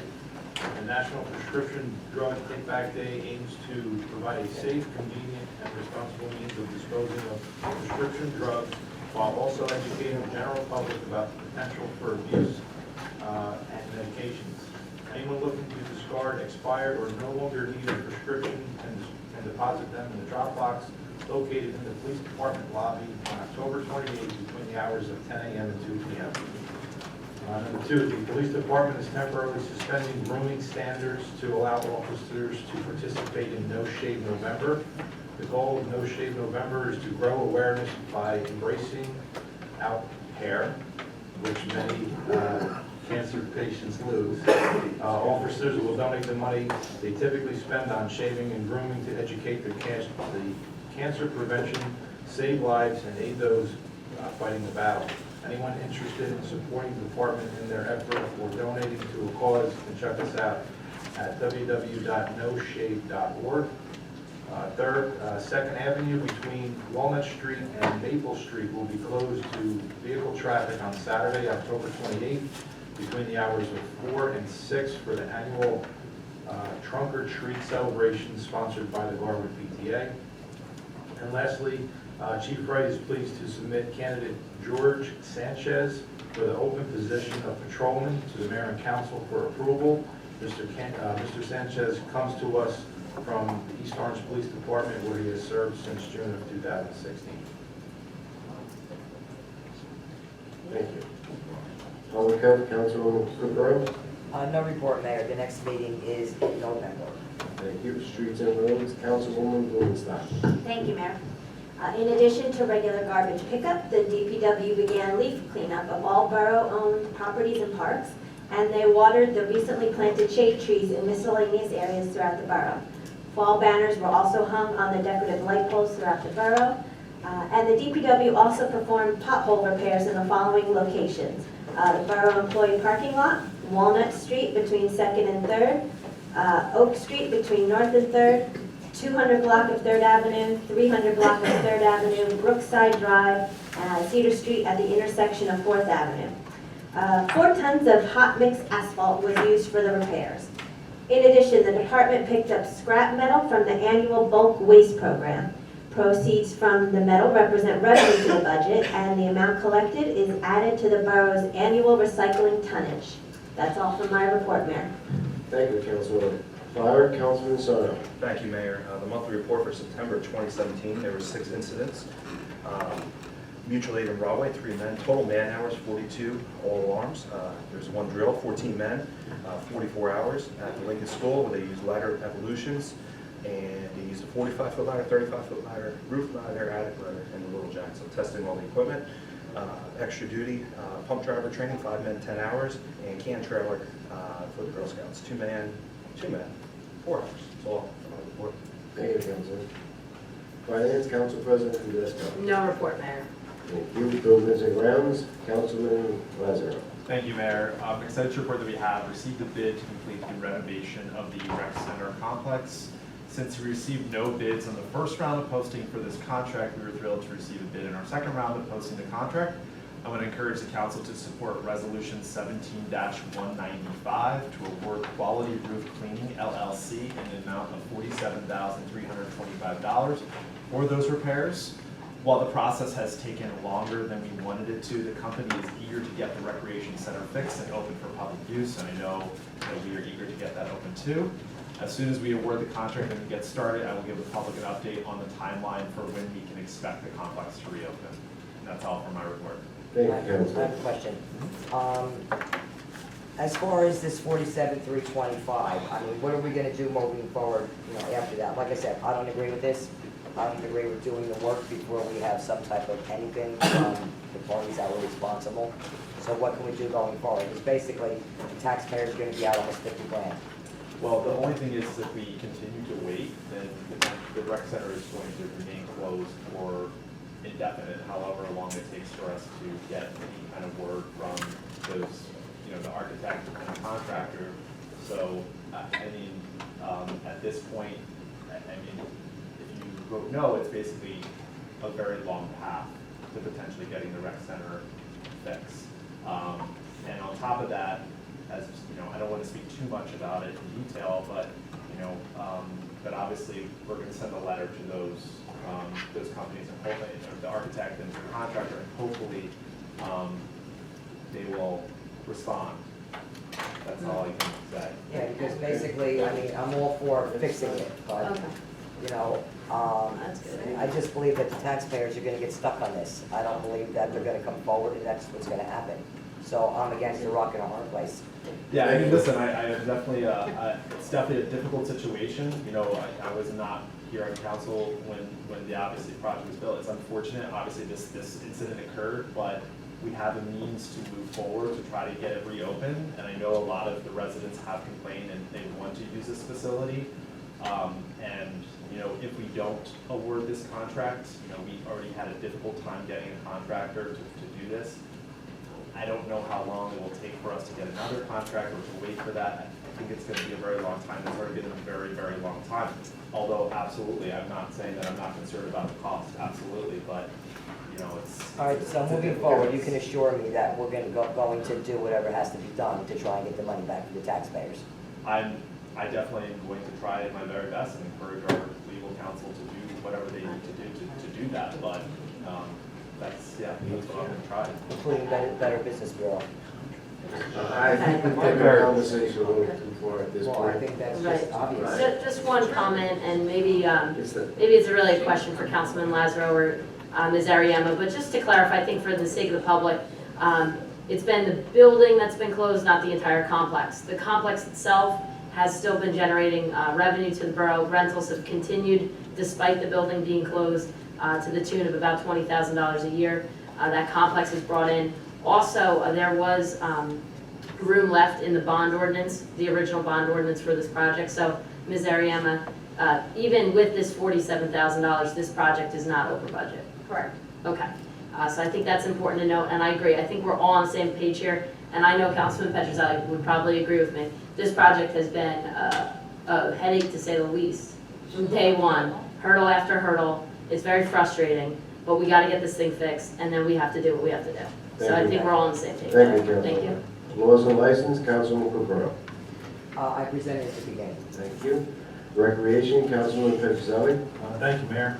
The senior brunch is October 29th from 11 a.m. to 2 p.m. at the Knights of Columbus. The theme of this year's event is a Halloween party, so costumes are optional if they decide to wear them. Also, the soccer party will be October 27th, for which there will be 2 sessions for the soccer party, 5 to 6 and 6 to 7. Right now, we're trying to figure out where they're going to have that based on the weather. They were taking outside, but it might be at the library. Ice skating will be December 2nd at Warnaco Park from 6 to 8 p.m. And signups for recreation basketball will start the first week of November. That's all from our report. Thank you, Councilman. Garwood Senior Liaison, Councilwoman Blumenstock. Thank you, Mayor. At our last meeting, we were joined by a gentleman from AAA who works as their safety coordinator, Mr. Esposito. He informed us about traffic and driving safety for seniors, and although seniors have the lowest incidence of car crashes at 7%, they make up 14% of car deaths.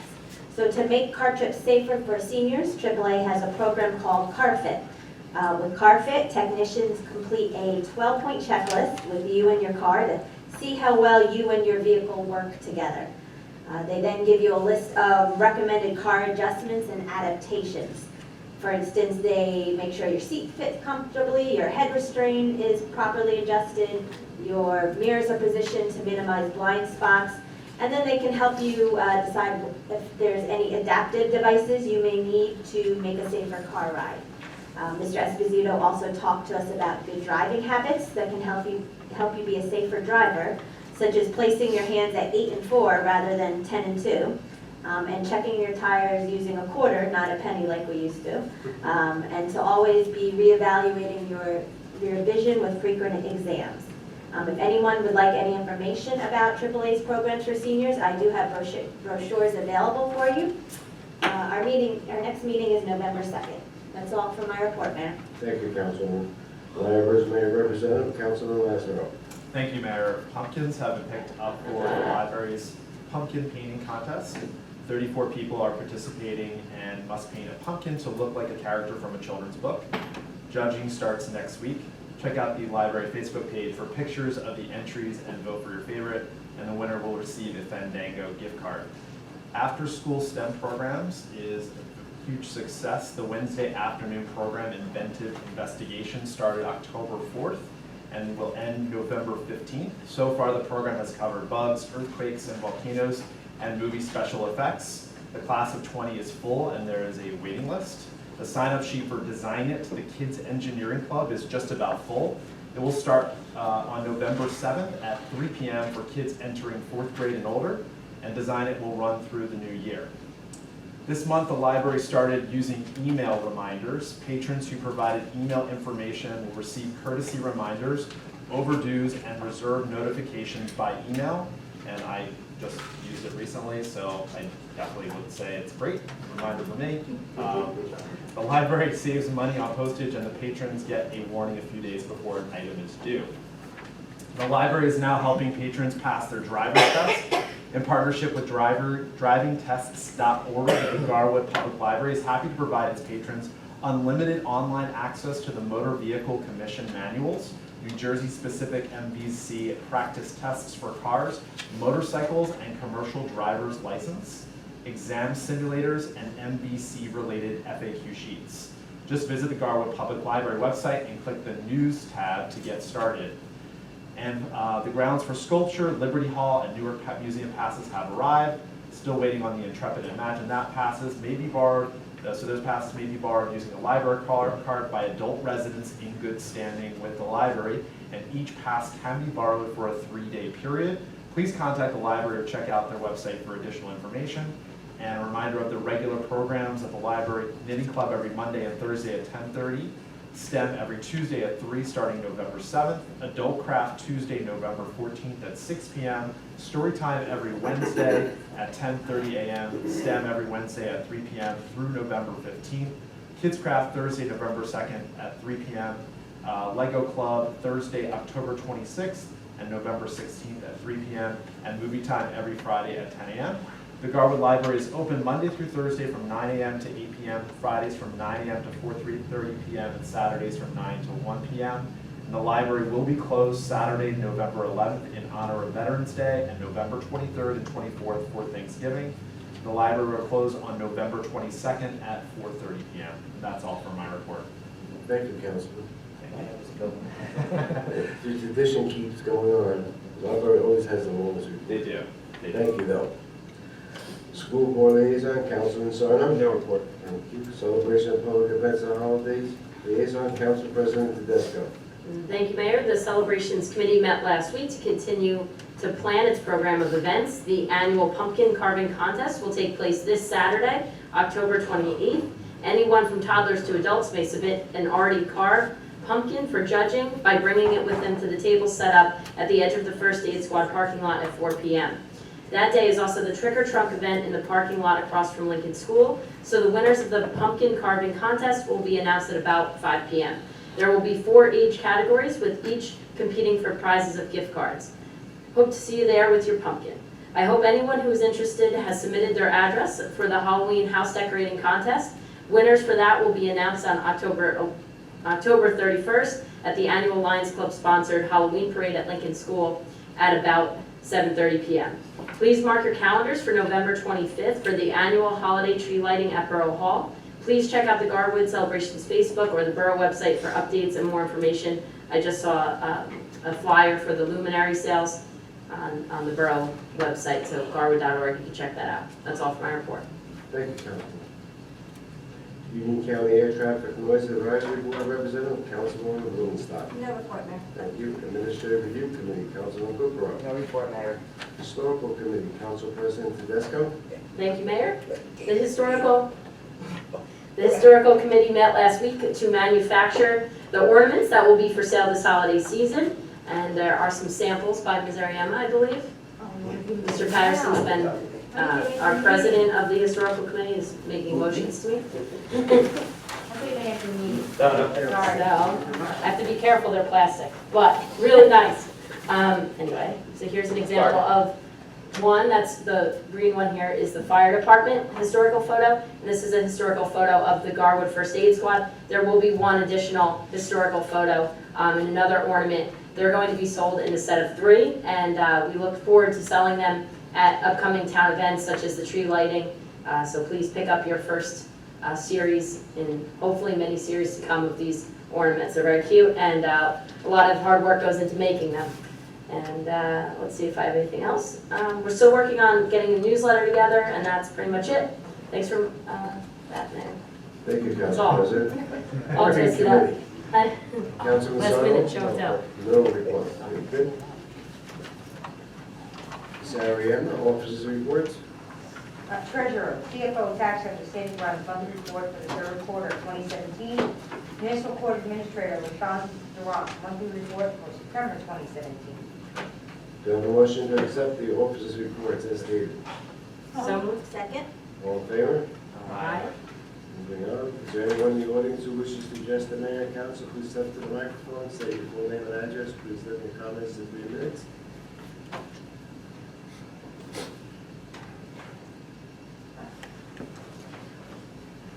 Good evening, Mayor. I'm going to be very careful what I say. Yeah, and I apologize for that. Quick, It's okay. But I know. Okay, 325 for that. Yes. The parking, I'm glad to hear that we're getting more spots, you know, in the negotiation. But the question actually comes up, how many spots do we actually need, or how many we can live with? You know, I did write a letter. It looks like we probably could use 40 to 45, somewhere around there would probably be decent. I don't know, did anybody actually work up a number that looks like what we can live with as a borough versus, you know, trying to get it out of Russo? Yes? I don't particularly know, but I would say that the planning board, that they'll be part of the total investigation of parking and traffic and things like that.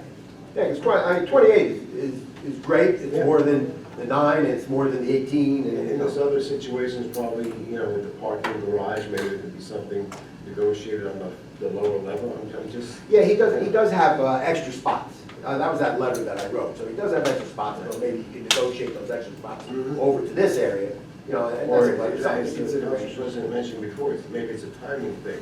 You need them in the daytime, you need them at night, so there's always a give and take.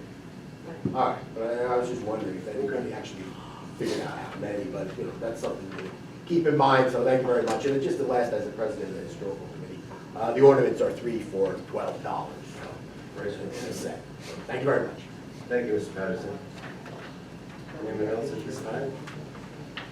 Seeing no one, moving on to Mayor, just real quick, on the question that Mr. Patterson raised about the parking, I know that the chief of police in Missouriama did speak with me personally about it, and they were hoping for more along the lines of a minimum of 40. We are restricted, obviously, by space over there. You had mentioned the planning board, which sure, they can take a look and see what happens, but we've also had some conversations about maybe working out a situation with Mr. Russo and the development across the street, Russo 1 as it's called, for maybe a pass of some sort that seniors could maybe use. And I know the chief of police is definitely dedicated to the safety of the seniors crossing the street. I know, for example, the police have a great presence at school, and I remember, I don't know if it's still true, school, the next one I was about to say, but also I remember police officers being stationed outside of churches. So I know the police department here is very committed to the safety, and I know I had a conversation with the police chief about this. We'll definitely work it out. Thank you.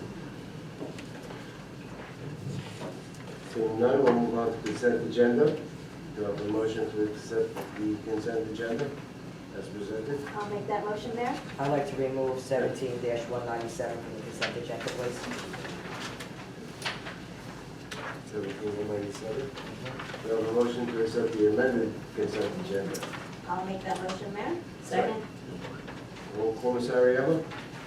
Councilwoman Blumenstock. Aye. Councilman Kukrow. Yes. Councilman Lazaro. Aye. Councilman Petrozelli. Aye. Councilman Sarno. Aye. And Council President Disco. Aye. Do you have any others than 197, Ms. I do. Ariella? 197 first. Okay, thank you. So I don't have to read that, because you have it already. Do I have a motion for 197, please? I'll make that motion, Mayor. Second. Any discussion? Hearing none, roll call, Ms. Ariella. Councilwoman Blumenstock. Aye. Councilman Kukrow. No. Councilman Lazaro. Aye. Councilman Petrozelli. Aye. Councilman Sarno. Aye. Council President Disco. Aye. I have two resolutions that are not on the consent agenda. First one is Resolution 17-198. Be resolved by the Council of the Borough of Broward County, Being State of New Jersey, in accordance with Borough Code, Chapter 99-12.1 BC, hereby set forth the following. The bulk pickup program will be held twice in 2018. Spring pickup will be held Monday, June 11, 2018, and run for as many days as necessary to complete the program, in accordance with the number of permits sold. Fall pickup will be Monday, October 22nd, 2018, and run for as many days necessary to complete the program in accordance with the number of permits sold. 2, the bulk permit program fee for 2018 is hereby set at $95 per permit per household for disposal of up to 750 pounds of bulk type waste. Be it further resolved by the Council of the Borough of Broward County of Union State of New Jersey, hereby authorize the Borough Administrator Clerk to proceed with the implement of the above accordingly. Do I have a motion to accept 17-198? So moved. Second? Discussion?